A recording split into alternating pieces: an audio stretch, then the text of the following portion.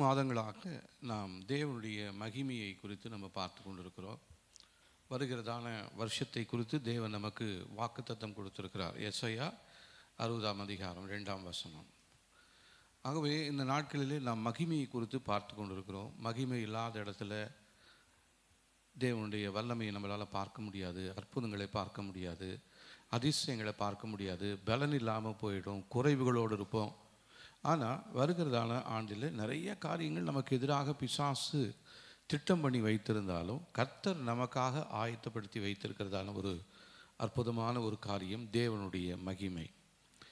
இந்த தேவனுடைய மகிமையை குறித்து நம்ம பார்க்குறோம், கேட்குறோம், வாசிக்கிறோம். ஆனால் இப்போ நம்ம அதை அழைக்கிறோம். தேவனுடைய மகிமையை நம்ம அழைக்கிறோம். ஆனால் அது வந்து தங்குவதற்கு நம்ம இடத்துல ஒரு இடம் இருக்கிறதா அப்படின்னு தான் நான் இந்த காலை வேளையில் நாங்கள் பார்த்து ஒரு கேள்வி கேட்குறேன். தேவனுடைய மகிமை நமக்குள்ளே வரணும்னு ஒரு வாஞ்சி இருக்குது, ஆசை இருக்குது. அதற்காக ஜெபித்து கொண்டு இருக்கிறோம். அந்த தேவ மகிமை நமக்குள்ளே தங்குவதற்கு ஒரு இடம் இருக்கிறதா? நம்ம என்ன சொல்லுவோம்? அந்த இடம் உங்கள் வாழ்க்கையில் காணப்படுதா? நிறைய நேரத்தில் நம்ம வீடுங்களுக்கு சிலவங்க வருவாங்க. குறிப்பாக என்னுடைய வாழ்க்கையில் நான் பிரிண்டிங் ப்ரெஸ் வச்சுருந்தேன். அப்போ நிறைய பேர் பார்க்க வருவாங்க, நிறைய பேர் விசாரிக்க வருவாங்க. நான் முன்னாடி இருந்துட்டு பின்னாடி பேபி கூப்பிட்டு, பேபி 2 டீ போடு அப்படின்னு சொல்லுவேன். ஆனால் அங்கே பால் இருக்குதா என்ன இருக்குதுன்னு எனக்கு தெரியாது. நான் மாட்டுக்கு சொல்லிவிடுவேன். கொஞ்சம் நேரம் கழித்து வந்து ஸ்க்ரீன்கிட்ட அப்படி வந்து இங்கே வாங்க அப்படின்வா. பால் இருக்குதா என்னென்னு தெரியாமல் இங்கேனா போய் வாங்கிடலாம். இப்போ அடைக்கல் நகரில் நிறைய கடைகள் இருக்கிறது பக்கத்தில், அதனால் போய் வாங்கலாம். அப்போது கடைகளெல்லாம் இல்லை. போகணுன்னா எங்கே போகிறது? ரொம்ப தூரம் அஸ்தம்பட்டிக்கு போகணும். போயிட்டு வரத்துக்குள்ளார வந்தவங்க வெளியே கிளம்பிடுவாங்க. அப்போது அந்த நேரத்தில் பேபி கேட்பா, நீங்கள் பாட்டுக்கு சொல்கிறீங்களே டீ இருக்கா என்ன இருக்குதுன்னு, ஒரு பால் இருக்கிறதான்னு தெரியாமல் நீங்கள் பாட்டுக்கு 2 டீ போடு 3 டீ போடுன்றீங்களா, நான் என்ன பண்ணுறது அப்படின்னு கேட்பேன். இதே போலவே தான் நம்முடைய வாழ்க்கையில் நிறைய பேரை நம்ம அழைப்போம். அழைக்கும் பொழுது அவங்க வரத்துக்கு முன்னாடி நம்ம என்ன பண்ணுவோம்னா சில ஆயத்தங்களை செய்து வைத்திருப்போம். இப்போ உங்கள் வீட்டுக்கு வரோம் அப்படின்னு சொன்னால் நீங்கள் என்ன பண்ணுவீங்க? அதை கூட்டி எல்லாம் பெருக்கி அந்த சோஃபா அதெல்லாம் போட்டு கரெக்டாக என்ன வேணும் அதை பார்த்து தண்ணி சுடுதண்ணி, இப்போ நம்ம டீ குடிக்கிறது இல்லை, அதனால் சுடுதண்ணி வச்சு ரெடியாக வச்சிடுறீங்க. காரணம் என்னென்னா உங்கள் வீட்டுக்கு நாங்கள் வரோம். அதே போலவே தான் நாம் இந்த நாட்களில் தேவ மகிமையை நம்ம வாஞ்சிக்கிறோம், விரும்புகிறோம். அந்த தேவ மகிமை வந்து தங்குவதற்கு நம்ம இடத்துல நம் வீட்டில் இடம் இருக்கிறதா? அவர் வானாதி வானங்களை விட்டு பூமிக்கு வந்ததற்கு காரணம் பூமியில் மாளிகை இல்லையா? அந்த ஒரு பாடல் ஒன்று இருக்குது. வானாதி வானங்கள் இல்லையோ, பூமியில் மாளிகை இல்லையோ, பின்னே ஏன் தேறிந்தீர் ஏழை என் உள்ளத்தை, உந்தன் ஜீவரத்தாலே கழுவியதில் வாசம் செய்யவே. வானாதி வானங்கள் இல்லையா? அண்ட சராசரங்களை உருவாக்கினவர் அவருக்கு ஒரு இடம் இல்லாமல் நம்மளை தேடி வந்திருக்கிறாரு. பூமிக்கு வரும்பொழுது இயேசு கிறிஸ்துவை பற்றி சொல்லும் பொழுது மனுஷகுமாரனுக்கு தலை சாய்க்க இடமில்லை என்று சொல்கிறாரு. நம்ம வாசிக்கலாம் பாருங்கள். மத்தேயு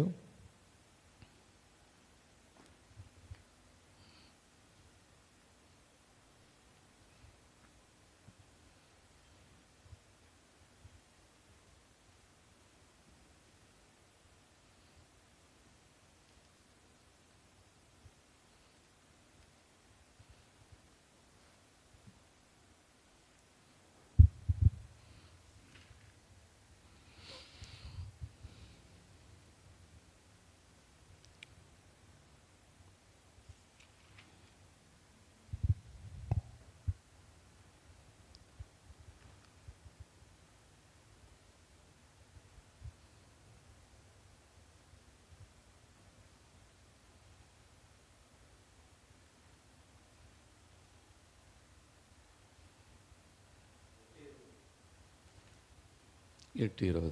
ஸ்தோத்திரம். தேங்க்யூ.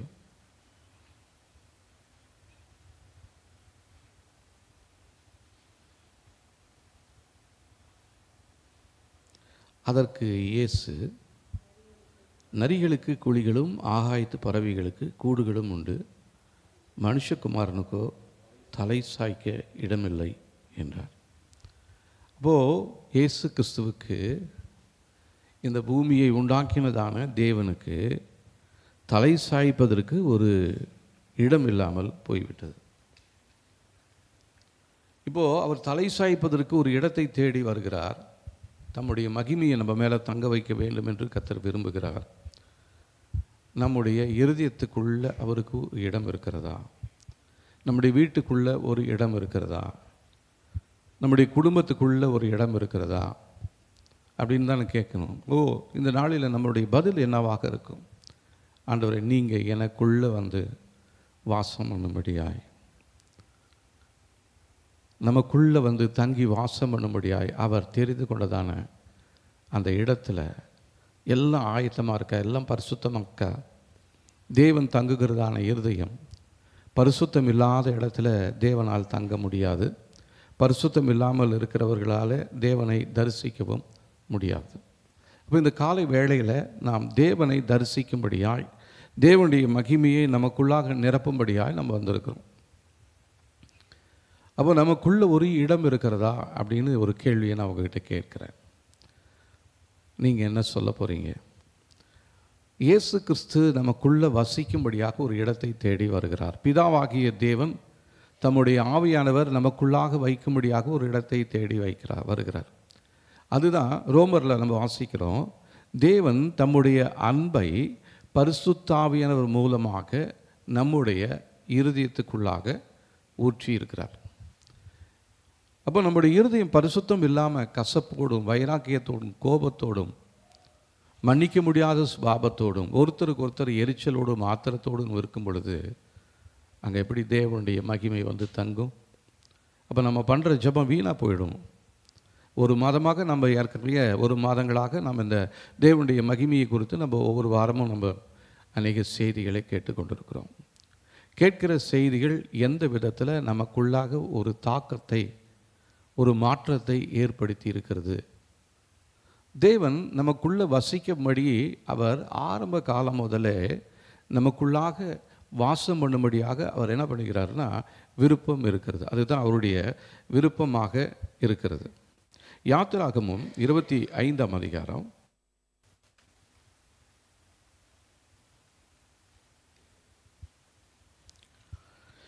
8ஆம் வசனம் பாருங்க. 101ஆம் பக்கத்தில் இருக்குது. அவர்கள் நடுவிலே நான் வாசம் பண்ண எனக்கு ஒரு பரிசுத்த ஸ்தலத்தை உண்டாக்குவார்களாக. மோசேகிட்ட சொல்கிறாரு. அந்த நாட்களில் ஆவியானவர் பழைய ஏற்பாட்டில் அவ்வப்போது வருவார். தாம் செய்ய வேண்டிய காரியங்களை செய்துட்டு திருப்பியும் கடந்து போயிடுவார். ஆனால் புதிய ஏற்பாட்டில் நமக்குள்ளாகவே எப்பொழுதும் என்றென்றைக்கும் நமக்குள்ளாகவே தங்கி இருக்க வேண்டும் என்று சொல்லி தேவன் விரும்புகிறார். அதற்காக தான் நம்மை தெரிந்து கொண்டிருக்கிறார். இப்போ மோசேகிட்ட சொல்கிறாரு, அவர்கள் நடுவிலே நான் வாசம் பண்ண எனக்கு ஒரு பரிசுத்த ஸ்தலத்தை உண்டாக்குவார்களாக. அந்த பரிசுத்த ஸ்தலமும் நீ இஷ்டத்தின்படி நீ செய்யக்கூடாதுன்னு சொல்லிட்டு மோசையை மலைக்கு கூட்டிகிட்டு போய் அதனுடைய அளவு, அதை எப்படி செய்யணும், அது நீளம் எவ்வளோ, அகலம் எவ்வளோ, அந்த உடன்படிக்கை பெட்டி, இது எல்லாத்தையுமே அவர் ஒரு அளவோடு காண்பிக்கிறார். சொல்கிறாரு, நான் உனக்கு காண்பித்ததான அந்த காரியத்தை குறித்து நீ என்ன பண்ணணும், ரொம்ப ஜாக்கிரதையாக எச்சரிக்கையாக இருக்கணும். இப்போ நம்ம சில காரியங்களை செய்யும் பொழுது கொஞ்சம் குறைவாக இருந்தால் விட்டுருவோம், அதிகமாக இருந்தாலும் விட்டுருவோம். ஏன்னா அதை எதுக்கு ஒடிச்சிக்கிட்டு பண்ணிக்கிட்டு அப்படியே இருக்கட்டும் அப்படின்னு விட்டுருவோம். ஆனால் தேவன் ஒரு காரியத்தை செய்யும் பொழுது அவள் 100க்கு 100 ஒரு பர்ஃபெக்ஷன், ஒரு முழுமையை அவர் எதிர்பார்க்கிறார். அவர் எதிர்பார்க்கிறதான அந்த முழுமையான காரியம் என்ன என்று சொன்னால், நமக்குள்ள பரிசுத்தம் தேவைப்படுகிறது. பரிசுத்த குலைச்சல் உண்டாக்கக்கூடிய எந்த ஒரு காரியமும் நம்முடைய வாழ்க்கையில் இருக்குமானால் நம் தேவனுடைய மகிமையை நமக்குள்ளே தங்க வைத்து கொள்ளவே முடியாது.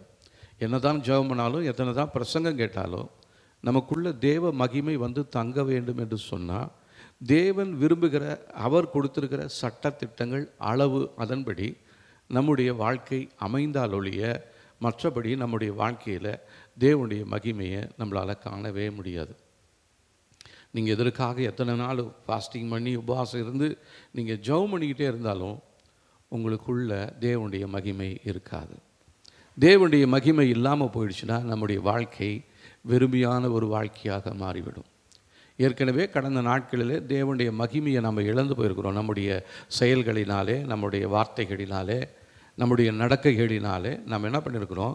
தேவனுடைய மகிமையை இழந்து போய் வெறுமையாக வந்திருக்கிறோம். ரோமர் 3:23 தேவனுடைய மகிமையை மனிதர் செய்ததான பாவத்தின் நிமித்தமாக என்ன பண்ணிட்டாங்க? தேவ மகிமையை இழந்து போயிட்டாங்க. தேவ மகிமை இருக்க வேண்டிய ஆலயத்துக்குள்ளே தேவனுடைய மகிமை இல்லாமல் அது எங்கே போயிடுச்சு? வாசற்படியில் வந்து நிற்கிறது. காரணம் என்னென்னா, உள்ள ஒரு விக்கிரகத்தின் ஆவி ஒன்று இருக்குது. அந்த விக்கிரகம் இருக்கிறதுனால கர்த்தருடைய ஆவியானவர் அந்த இடத்துலேருந்து கிரியை செய்ய முடியல.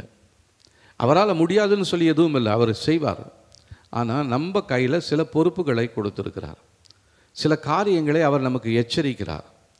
அசுத்தத்தோடு நாம் தேவனை தேடும் பொழுது நாம் தேவனை கண்டுபிடிக்கவே முடியாது. அப்படின்னா உலகத்தில் இருக்கிற எல்லாரும் ஜனங்களுக்கும் அவர் வெளிப்படுத்தியிருப்பார். அவர் என்ன சொல்கிறாரு? உங்களை நான் எதற்கென்று தெரிந்து கொண்டேன் தெரியுமா?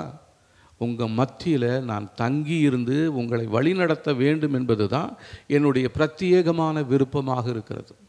அதற்கென்று தான் நான் உங்களை தெரிந்து கொண்டிருக்கிறேன். இவ்வளோ தூரம் வார்த்தைகளை கேட்டுமே நம்முடைய இருதயத்துக்குள்ள தேவையில்லாத அழுக்கு, குப்பை, கூளம் இது எல்லாமே இருக்குது. கடந்த நாட்களில் நான் ஒரு சிலருடைய வீடுகளுக்கு வரும்பொழுது என்னால் அது உணர முடிகிறதாக இருக்கிறது. அப்போ அவங்களும் சொல்கிறாங்க, எங்கள் வாழ்க்கையில் இப்படி ஒரு கோபம், மன்னிக்க முடியாத ஒரு சுபாவம் இருக்கிறது. நிறைய பேர் ஒத்துக்கிறாங்க, அது ரொம்ப சந்தோஷமாக இருக்குது. ஆனால் ஒரு சிலர் என்ன பண்ணுறாங்கன்னா, ஒத்துக்கொள்ளாமல் தங்களுக்குள்ளே இருக்கிறதான அந்த காரியங்களை மறைத்து வைத்து போகும்பொழுது ஸ்தோத்திரம் அப்படின்றாங்க, வரவேற்கிறாங்க, நல்லா இது பண்ணுறாங்க. அவங்கள பார்க்கும் பொழுது சரி, இந்த வீட்டுக்குள்ளே தேவ மகிமை இருக்கிறது என்று சொல்லி எங்களால் உணர முடிகிறது. ஒரு சில வீடுகளில் தேவனுடைய மகிமை இல்லாததை நன்றாக எங்களால் உணர முடிகிறது. தேவனுடைய ஆவியானவர் அதை எங்களுக்கு தெளிவாக வெளிப்படுத்தி கொண்டே இருக்கிறார். ஒரு சிலர் மகிமை இல்லைனாலும் ஒரு மகிமையை போல, இப்போ நிறைய ஆலயங்களில் மகிமை இல்லாமல் இருக்கும் பொழுது அவங்க என்ன பண்ணுறாங்க? கலர் லைட்டெல்லாம் போட்டு, கலர் பெயிண்டெல்லாம் மாற்றி டெக்கரேட் பண்ணி உள்ளே வந்து தேவனுடைய மகிமை இருப்பது போல் அவங்க என்ன பண்ணுறாங்க? தங்களை ஜோடித்து கொண்டு இருக்கிறாங்க. அதை போலவே இன்றைக்கு நிறைய பேர் தங்களுடைய வாழ்க்கையில் ஒரு மாயமாலமான ஒரு தோற்றத்தை ஏற்படுத்தி கொண்டிருக்கிறாங்க. இது கர்த்தருக்கு பிரியமில்லாத ஒரு காரியமாக இருக்கிறது. தேவன் விரும்பாத ஒரு காரியம். மாய்மாலத்தை அவர் விரும்புகிறதே இல்லை, எதிர்க்கிறார். தேவனிடத்தில் சுத்த மனசாட்சியோடு இருக்கணும். மனுஷங்க கிட்ட மாய்மாலம் பண்ணுற மாதிரி தேவனிடத்தில் மாய்மாலம் பண்ண முடியாது. ஏன்னா கர்த்தர் நம்முடைய முகத்தை அல்ல, இருதயத்தை பார்க்கிறார். அப்போ இருதயத்தை பார்க்கும் பொழுது உள்ளுக்குள்ளே நிறையா காரியங்களை வைத்துக்கொண்டு எதுவுமே இல்லாதது போல அப்படியே ஒரு மாய்மாலமான ஒரு சிரிப்போட ஊழியக்காரங்களை, மனிதர்களை வரவேற்றாலும் தேவனுக்கு தெரியும் நம்முடைய உள்ளத்துக்குள்ளே என்ன இருக்கிறது என்று சொல்லி. அவருக்கு யாரும் சொல்ல வேண்டிய அவசியமே இல்லை. அவருக்கு எல்லாம் தெரியும், 100க்கு 100. ஒருவேளை நான் என்ன மறைச்சி பொய் சொல்லி ஏமாற்றி கொண்டிருந்தாலும் உண்மை ஒரு நாளைக்கு வெளியே வரும். அந்த உண்மை வெளியே வரக்கூடியதான நாட்கள் இனி வருகிறதான வருடங்களாக இருக்கிறது. அப்போது நம்ம என்ன பண்ணுறோம் அப்படின்னா, நிறைய காரியங்களை ஹைட் பண்ணி வச்சுட்டே இருக்கிறோம். மறைச்சி மறைச்சி மறைச்சி அதை வைத்து கொண்டே இருக்கிறோம். இது கொஞ்சம் கூட தேவனுக்கு விருப்பம் இல்லாத ஒரு காரியமாக இருக்கிறது. இஸ்ரவேல் ஜனங்களை எகிப்தின் அடிமைத்தனத்திலிருந்து அவளுக்கு விலக்கு கொடுத்து அவளை வெளியே அற்புதமாக வெளியே கொண்டு வந்து 10 வாதைகளை அந்த இடத்துல செய்து அற்புதமாக தேவன் தம்முடைய பிள்ளைகளை வெளியே கொண்டு வரார். அவங்க வெளியே கொண்டு வரும்பொழுது அவங்க பாருங்கள், ஒரு பாடலை பாடுறாங்க. யாத்திராகமும் 15ஆம் அதிகாரத்தில் நாம் இந்த பாடலை பாடுகிறோம். சிவந்த சமுத்திரம் என்ன பண்ணுது? அவங்களுக்கு எதிராக இருக்கிறது. ஒரு அற்புதத்தை செய்து சிவந்த சமுத்திரத்தை 2ஆக பிரித்து அதில் இஸ்ரவேல் ஜனங்களை வழிநடத்தி கொண்டு வருகிறார். இஸ்ரவேல் ஜனங்கள் எல்லாரும் அந்த பக்கம் வந்துடுறாங்க. இவங்க போனதை பார்த்துட்டு எகிப்தியரும் என்ன பண்ணுறாங்கன்னா, துணிகரமாக தாங்களும் இதற்குள்ளே பிரவேசித்து அந்த பக்கம் போய் இவங்களை பிடிச்சிடலான்னு சொல்லி அவங்க வராங்க. ஆனால் இவங்களுக்கு வழிவிட்டதான அந்த செங்கடல் எதிராளிகளுக்கு வழியை அடைத்து போட்டு அவர்கள் எல்லாரையும் அந்த கடலிலேயே மடிந்து போகும்படியாய் ஒரு காரியத்தை செய்கிறார். தேவன் தம்முடைய மகிமையை வெளிப்படுத்தினார். உடனே மோசே ஒரு பாட்டு பாடுறார் பாருங்க. அதில் முதல் ரெண்டு வசனங்களை வாசிக்கலாம் பாருங்க. 15ஆம் அதிகாரம், யாத்திராகமும் 15ஆம் அதிகாரம். அப்பொழுது மோசேயும் இஸ்ரவேல் புத்திரரும் கர்த்தரை புகழ்ந்து பாடின பாட்டு. கர்த்தரை பாடுவேன், அவர் மகிமையாய் வெற்றி சிறந்தார். குதிரையும் குதிரை வீரனையும் கடலே தள்ளினார். கர்த்தர் என் பலனும் என் கீதமுமானவர், அவர் எனக்கு இரட்சிப்புமானவர். அவரே என் தேவன், அவருக்கு வாசஸ்தலத்தை ஆயத்தம் பண்ணுவேன். அவரே என் தகப்பனுடைய தேவன், அவரை உயர்த்துவேன். கர்த்தரே யுத்தத்தில் வல்லவர். கர்த்தர் என்பது அவருடைய நாமம். பார்வோனின் ரதங்களையும் அவன் சேனைகளையும் சமுத்திரத்தில் தள்ளிவிட்டார். அவனுடைய பிரதான அதிபதிகள் சிவந்த சமுத்திரத்தில் அமிழ்ந்து போனார்கள். ஆழி அவர்களை மூடிக்கொண்டது. கல்லை போல ஆழங்களில் அமிழ்ந்து போனார்கள்.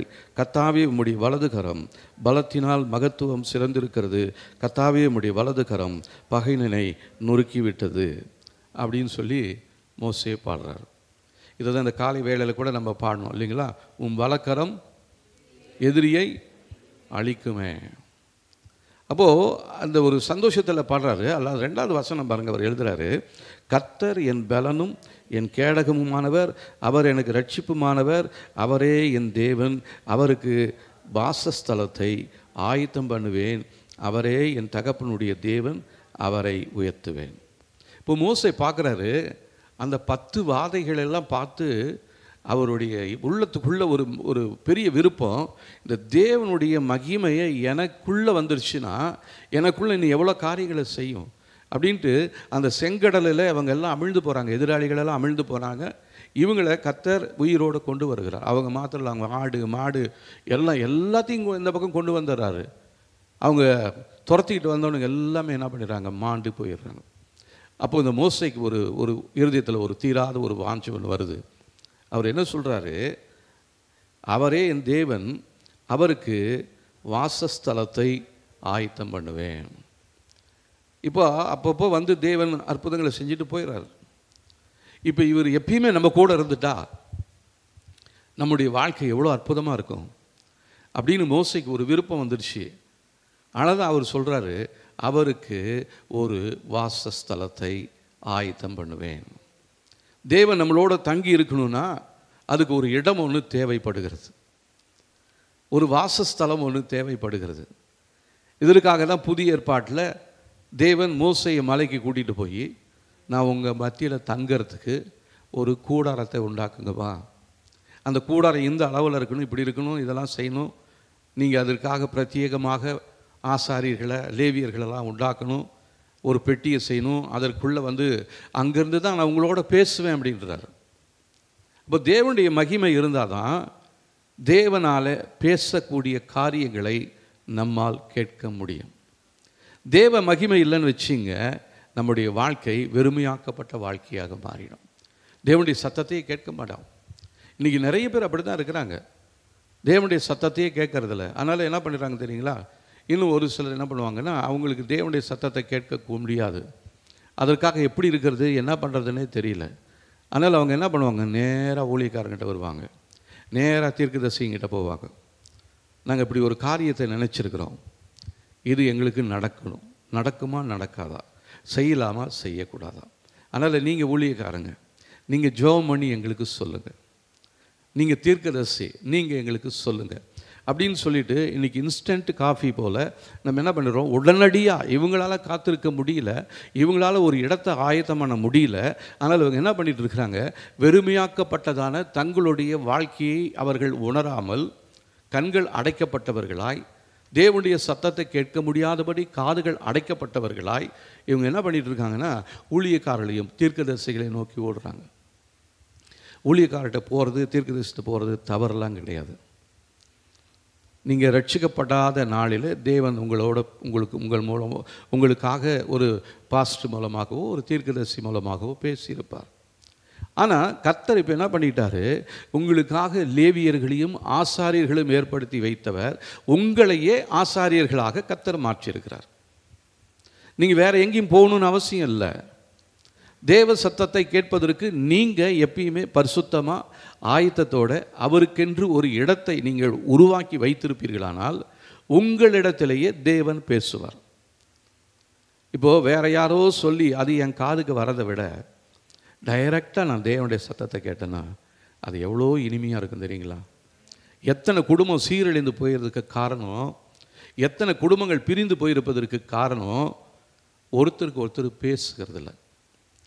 அவங்க யார் மூலமாகவும் இவனை இப்படி பண்ணியிருக்கிறேன், இவங்களை வீட்டுக்குள்ளே வச்சுருக்கக்கூடாது, இவங்களை இப்படி பண்ணணும், இதை செய்ய மாட்டேன்னு யாருக்கிட்டேயோ சொன்ன அந்த வார்த்தை இவங்கக்கிட்ட வரும்பொழுது அது இன்னும் வேகமாக வேறு மாதிரி வரும்.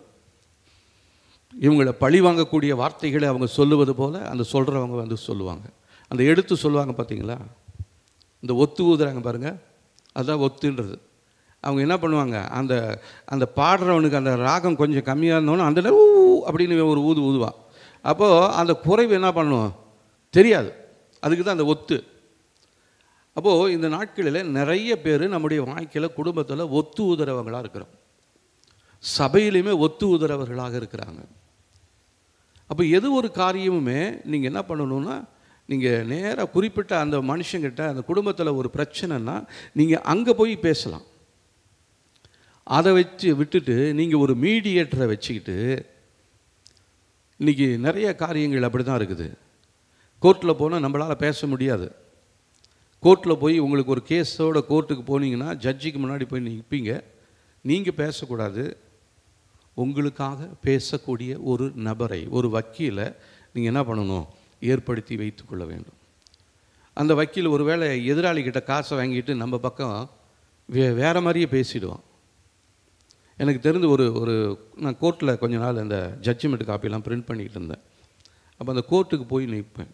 நிறைய காரியங்கள் அந்த கேஸெல்லாம் பண்ணுவாங்க, அதெல்லாம் எனக்கு ரொம்ப இன்ட்ரெஸ்ட்டு, நான் அதை பார்ப்பேன். நான் உண்மையாகவே வக்கீலாக படிக்கணும்னு தான் நான் விரும்பினேன், ஆனால் எங்கள் அம்மா தான் என்னை விடலை. சரிங்களா, அதனால் விட்டுட்டேன். அதனால் ஏதோ என்னால் இப்போ அந்த இடத்துக்கு போகலனாலும் அங்கே போகிறது என்ன பேசுகிறாங்க அப்படின்னு அந்த ஓரத்துலேருந்து கேட்டுகிட்டே இருப்பேன். அப்போது ஒரு குறிப்பிட்ட கேஸுக்காக ஒருத்தர் வராரு. அந்த வாதாடக்கூடிய அந்த வக்கீல் என்ன பண்ணிடுன்னா, அந்த அவருடைய கேஸுக்காக கூப்பிடுற நேரத்தில் அவர் இல்லாமல் போயிட்டார். உடனே அந்த பக்கத்தில் இருந்து அந்த ஜட்ஜி கிளர்க்குன்னு ஒருத்தர் இருப்பார், கருப்பு கோட்டு போட்டுக்கிட்டு கீழே ஒரு பெஞ்சு வச்சுருப்பார், பெஞ்சு கிளர்க்கு. அவர் என்ன பண்ணுவார், அந்த எவிடன்ஸு அதெல்லாத்தையும் எடுத்து கொடுப்பார். நீங்கள் சினிமாவில் பார்த்துருப்பீங்க, எடுத்து கொடுப்பார். அவர் என்ன சொல்லிட்டாரு, இந்த வக்கீலுக்கும் இவருக்கும் ஒரு தொடர்பு வந்துடுச்சு. ஜட்ஜி கூப்பிட்றாரு, நான் இத்தனை தடவை கூப்பிட்டேன், ஏன் அவர் வரல, எங்கே போனார் அப்படின்னு சொன்ன உடனே இந்த கீழே இருக்கிறவர் சொல்கிறாரு, ஐயா இப்போ தான் அப்படி ஒரு 2-3 தடவை போயிட்டு வந்தாருங்க, என்னன்னு தெரியல அப்படியே போயிட்டாருங்க அப்படின்னு. உடனே கோர்ட்டில் கேஸை டிஸ்மிஸ் பண்ணிட்டாங்க. மேற்கொண்டு இதை நான் இது பண்ண மாட்டேன், அந்த கேஸ் கொடுத்தவங்களுக்கு சாதகமாக போட்டுடுறேன், கேஸ் எடுத்தவனுக்கு எதிர்க்கிறவனுக்கு ஒன்றுமே இல்லைன்னு சொல்லி கேஸை டிஸ்மிஸ் பண்ணிட்டார். இப்படி தான் நிறைய கேஸ் அப்படி தான் ஆகும். ஏன்னா அங்கே இருக்கிறவங்க நமக்கு சாதகமாக பேசலைன்னா, வக்கீல் கொஞ்சம் நமக்கு விரோதமாக பண்ணிட்டாருன்னா நம்முடைய கேஸ் என்ன ஆகிடும், டிஸ்மிஸ் ஆகிடும். அப்போது இந்த மாதிரி காரியங்கள் நாம் மீடியேட்டராகலை, நடுநிலையாளர்களை நாம் வைத்து கொள்ளும் பொழுது நம்முடைய கேஸ் நிறைய நேரத்தில் டிஸ்மிஸ் ஆகிடுது. நீங்கள் பண்ணுற ஜெபம் தேவ சமூகத்துக்கு போகிறதே கிடையாது. நமக்குள்ள பரிசுத்தம் இல்லாமல் நம்ம ஜெபிக்கும் பொழுது, அசுத்தத்தோடு ஜெபிக்கும் பொழுது நம்முடைய கேஸே தேவன் இடத்துக்கு போகாது. ஏன், அவர் நம்ம கிட்ட இருந்து எதிர்பார்க்குற, நீ என்கிட்ட சொல்லு.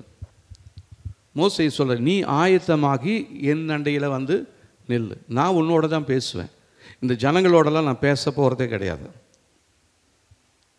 ஏன்னா அவங்க எல்லாமே பாவம் செய்தவங்க, பாவம் நிறைந்தவங்க. கொஞ்ச நாள் மோசே வரலன்னு தாமதித்த உடனே என்ன பண்ணிடுறாங்க, பொன் கன்றுக்குட்டியை செய்கிறாங்க. இதுதான் உங்களை நடத்தி வந்ததுன்னு சொல்கிறாங்களே, அவங்களுக்கு கொஞ்சம் நாச்சிகம் ஏதாவது ஒரு உணர்வு இருந்திருக்குதா? அந்த செங்கடலை கடந்து இவங்களை கொண்டு வந்தார். இந்த பக்கம் வனாந்தரத்தில் மன்னாவை கொடுத்தாரு. தண்ணி கசந்த நேரத்தில் அது இனிப்பாக மாற்றினார். காடையை கொடுத்தாரு. அது எல்லாத்தையுமே மறந்துட்டு இவங்க என்ன சொல்கிறாங்க தெரியுங்களா? சிறைவேலரே, உங்களை நடத்தி வந்ததானே இந்த பொன் கன்றுக்குட்டியின் மேலே நீங்கள் முன்பாக நீங்கள் பணிந்து குனிங்கள், அதை பணிந்து கொள்ளுங்கள். இன்றைக்கி பண்டிகை, இன்றைக்கி நம்ம எல்லோரும் கொண்டாட போகிறோம். எல்லோரும் குடிக்கலாம், வெறிக்கலாம், சீட்டாடலாம், என்ன வேணாலும் செய்யலாம். கர்த்தருடைய கோபம் அந்த இடத்துல வந்தது. அந்த ஜனங்கள் எல்லாரையும் கர்த்தர் அழித்தார். தேவன் நம்மை அழிவிலிருந்து பாதுகாக்கும்படியாக தெரிந்து கொண்டு நமக்குள்ள வாசம் பண்ணும்படியாய் தம்முடைய மகிமையை வைத்து நம்மை நடத்தும்படியாய் நம்மோடு பேசும்படியாய் அவர் ஏகப்பட்ட திட்டங்களை வைத்திருக்கிறார். ஆனால் அந்த திட்டத்தெல்லாம் நம்மளால் கேட்க முடியல. ஆத்திரத்தோடு எங்கேயாவது போய் யாராவது ஒன்று சொன்னால் ஜெபம் பண்ணுறதோட அங்கே போய் கேட்கலாம், அவங்க போய் சொல்லலாம். அப்போ நமக்கும் மற்றவங்களுக்கும் என்ன வித்தியாசம் இருக்குது? ஆண்டவரை அறியாத ஜனங்க அவங்க என்ன பண்ணுவாங்க? அவங்களுக்கு தேவன் தெரியாது, தேவனை அறியாதவங்க. அவங்களுக்கு பேசுகிறதுக்காக பிசாசு நிறைய அவங்களுக்காக சிலரை நியமித்து வச்சுருக்கிறான். குறி சொல்கிறவன், ஜாதகம் பார்க்குறவன், கல்கோடு பார்க்குறவன், இவன் எல்லாமே பிசாசுடைய ஏஜென்ட்டுகள். அங்கே போய் நின்றுக்கிட்டு இவங்க போய் சொல்லுவாங்க, எனக்கு இப்படி இருக்குது, இந்த வீடு கட்டலாமா வேணாமா, இந்த பொண்ணு பார்க்கலாமா வேணாமா, இந்த மாப்பிள்ளை பார்க்கலாமா வேணாமா. அவன் அந்த நேரத்துக்கு அவனுக்கு எந்த பேய் உள்ளே போந்துக்கிட்டு அவன் சொல்லுதோ நல்லா இருக்கிற இடத்த வேணான்னுடுவான். நல்லாத இடத்த என்ன பண்ணுவான்? செய் அப்படின்னுடுவான். இங்கே செஞ்சுக்கிட்டு கொஞ்ச நேரத்துலேயே ஒரு பெரிய பிரச்சனை குடும்பம் ரெண்டாக பிரிஞ்சு கோர்ட்டு கச்சேரின்னு அலையும் பொழுது அவங்ககிட்ட போய் கேட்டால் அது ஏதோ ஒன்று அடைச்சிருக்குது, அந்த அடைப்பை நீங்கிறதுக்கு நீ ஏதோ ஒன்று செய் அப்படின்வான். இதுதான் இன்றைக்கி ஜாதகக்காரங்களும் ஜோசியக்காரங்களும் அவங்களுடைய காரியங்களை அவங்க செய்து கொண்டு இருக்கிறாங்க. சரி, இது தேவனை அறியாதவங்களுக்கு அது எளிதாக இருக்கலாம். ஏன்னா அவங்களுக்கு மனிதனே சொல்லும் பொழுது தான்.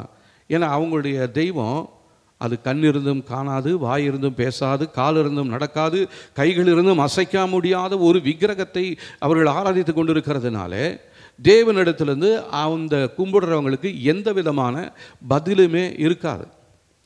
ஆனால் அவங்க என்ன பண்ணுறாங்க? இதை பயன்படுத்தி பிசாசு நிறைய ஏஜென்ட்டுகளை கொடுத்துருக்குறான். அவங்க இன்றைக்கி செழிப்போடு இருக்கிறாங்க. வீடு கட்டணுன்னா போனால் இந்த அளவு இந்த இடத்துல ஜன்னல் வைக்காத, ஏற்கனவே வீடு கட்டிருக்குது பிரச்சனை அப்படின்னா இந்த ஜன்னலையே அந்த கதவியை நீ என்ன பண்ணு, பேர்த்து இந்த பக்கம் வை, அதை பண்ணு அப்படின்னு சொல்லி வேலையை அதிகப்படுத்திக்கிட்டு தான் இருக்கிறாங்களோ இல்லையே, நமக்கு போனதான காரியம் எதுவுமே நிறைவேறதே இல்லை. இன்றைக்கி நிறைய பேர் என்ன பண்ணிகிட்டு இருக்கிறாங்கன்னா, தங்களுடைய வீடு இருக்கிற இடத்துல பிரச்சனை, ஜோசிக்காரன் சொல்லியிருப்பான் நீங்கள் வீட்டை மாற்றுங்க அப்படின்னு இருப்பான். வீட்டை மாற்றினாலும் பிசாசுக்கு தெரியணும். ஏன்னா அவன் குறி போட்டு வைத்திருக்கிறான். நீ எந்த வீட்டில் எந்த ஊருக்குள்ளே போய் தங்கியிருந்தாலும் உன் மேலே அவன் குறி இருக்கிற வரையிலும் அவன் உன்னை பின்தொடர்ந்து வந்துகிட்டே தான் இருப்பான். உன் மேலே இருக்கிற குறி அழிக்கப்பட வேண்டும் என்று சொன்னால் உன்னுடைய வாழ்க்கையில் தேவனுடைய மகிமை பெரிதாக விளங்க வேண்டும். தேவ மகிமை இல்லைன்னா பிசாசு போட்ட குறி தப்பாது. நம்ம மேலே அடையாளங்களை போட்டு வைத்திருக்கிறான். அதனால தான் இன்றைக்கி நிறைய வீடுகளில் போராட்டங்களும் பிரச்சனைகளுக்கும் காரணம் என்ன தெரியுங்களா? உங்களுடைய வீட்டில் பிசாசுடைய அடையாளங்கள் போடப்பட்டிருக்கிறது. உங்களுடைய கனவு மூலமாக அடையாளத்தை போட்டிருப்பான். நம்ம அது ஏதோ கனவுன்னு நினச்சிட்டு இருக்கிறோம். கனவுகளில் நிறைய அர்த்தங்கள் இருக்கிறது. பிசாசு நம்மை தாக்கும்படியாக அவன் என்ன பண்ணிட்டு இருக்கிறான்? பின்தொடர்ந்து வருகிறான். நம்ம அதே அந்த யாத்திராகமம் 15ஆம் அதிகாரத்தில் பாருங்கள், 9ஆம் வசனம், தொடருவேன், பிடிப்பேன், கொள்ளையாடி பங்கிடுவேன், என் ஆசை அவர்களிடத்தில் திருப்தியாகும், என் பட்டயத்தை உருவுவேன், என் கை அவர்களை சங்கரிக்கும் என்று யார் சொல்கிறா? பகைனன் சொல்லுகிறான். எதிராளி சொல்கிறான். என்ன சொல்கிறான்? நான் அவங்கள தொடர்ந்து போவேன். அவன் எந்த வீட்டுக்கு மாறினாலும், எந்த தெருவில் போய் புதுசாக குடியிருந்தாலும் நான் அவனை தொடர்ந்து போவேன், அவனை பிடிப்பேன், அவனை கொள்ளையாடி பங்கிடுவேன், என் ஆசை அவனிடத்தில் திருப்தி. அவன் அப்போ ஒரு ஆசையோடு தான் நம்ம இடத்துல வரான். என்ன ஆசை? நம்முடைய குடும்பத்தை பிரிக்கணும், நம்முடைய குடும்பத்தை ஒழிக்கணும், நம்முடைய குடும்பத்துக்குள்ளே இருக்கிற சந்தோஷத்தை கெடுக்கணும், நம்முடைய ஆசீர்வாதத்தை திருடணும். இதற்காகத்தான் அவன் என்ன பண்ணுறான்? வரான், என் பட்டயத்தை உருவுவேன். கொள்ளை நோய் வரும், சண்டைகள் வரும், யுத்தங்கள் வரும். அதன் மூலமாக உங்களுடைய வீட்டுகளை ஒருத்தருக்கு ஒருத்தர் வெட்டி அழிந்து போயிடுவீங்க. ஆனால் நாம் என்ன சொல்லுவோம்? இவங்களால தான் என் குடும்பம் அழிஞ்சது, இவங்களால தான் என் குடும்பம் கெட்டு போச்சுன்னு சொல்லுவோம். நம்முடைய யுத்தம் மாம்சத்தோடும் இரத்தத்தோடும் அல்ல, வான மண்டலங்கள் இருக்கிற பொல்லாத ஆவியின் சேனைகளோடு தான் நம்முடைய குடும்பத்துக்குள்ள யுத்தம் செய்கிறவன் உள்ளே நுழைகிறான்.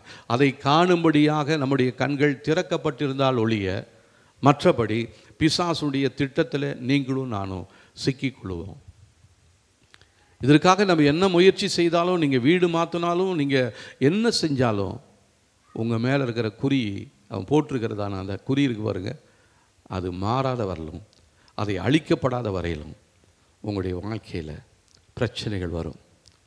இதற்காக தான் எகிப்தில் இருந்ததான எல்லா வீடுகள் மேலும் பிசாசுடைய குறி போட்டிருந்தாலும் இஸ்ரவேல் ஜனங்களுக்கு கர்த்தர் ஒரு குறி போட சொன்னார். பஸ்கா ஆட்டுக்குட்டியினுடைய ரத்தத்தை அந்த நிலைக்கால்களில் நீங்கள் என்ன பண்ணணும்? பூசணும். அந்த ரத்தம் பூசப்பட்ட வீடுகளில் சங்கார தூதன் உள்ளே நுழைய முடியவில்லை. ரத்தம் இல்லாத, அடையாளம் இல்லாத அந்த வீடுகளுக்குள்ள சங்கார தூதன் உள்ளே நுழைந்தான். இதற்காக தான் நம்ம ஜெபித்து கொண்டிருக்கிறோம். தேவனுடைய மகிமை நமக்குள்ளே இருக்கும் பொழுது அவர் நம்மோடு பேசுவார். அவருடைய சத்தத்தை கேட்போம். யாரும் நமக்கு சொல்லி கொடுக்க வேண்டிய அவசியம் இல்லை. ஒருவரும் உங்களுக்கு போதிக்க வேண்டிய அவசியம் இல்லை. உங்களுக்குள்ள இருக்கிற பரிசுத்த ஆவியானவரே உங்களை சகல சத்தியத்திற்குள்ளாகவும் உங்களை வழி நடத்துவார். மகிமை பரிசுத்த ஆவியானவர். அவர் சொல்கிறாரு, நான் உன் மேலே என் கண்ணை வச்சு உனக்கு ஆலோசனை சொல்லுவேன், நீ நடக்க வேண்டிய வழியை உனக்கு காண்பிப்பேன். எப்படி நம்ம மேலே அவர் இருக்கிறாரு, நமக்குள்ளே தங்கி இருக்கிறாரு. நம்முடைய சத்தம், தேவனுடைய சத்தத்தை கேட்க முடியும். தேவனுடைய சத்தத்தை கேட்டிருக்கிறீங்களா? தேவனுடைய சத்தத்தை கேட்காதவங்க தயவு செய்து நீங்கள் உங்களுடைய வாழ்க்கைக்குள்ள தேவனுடைய மகிமையை அனுமதிக்கணும். அதற்காக ஒரு இடத்தை ஆயத்தப்படுத்தணும். அவர் எப்படினாலும் பேசுவார். கனவு மூலமாக பேசுவார், பாடல்கள் மூலமாக பேசுவார், செய்திகளின் மூலமாக பேசுவார். அவர் பேசக்கூடியதான தேவன். ஹல்லேலூயா. நீங்களும் நானும் ஆராதிக்கிறதான தேவன் நம்முடைய ஜெபத்தை கேட்கிறவர், நம்மோடு பேசுகிறவர். அவரை விட்டுட்டு நம்ம வேற எங்கேயும் போகவே முடியாது.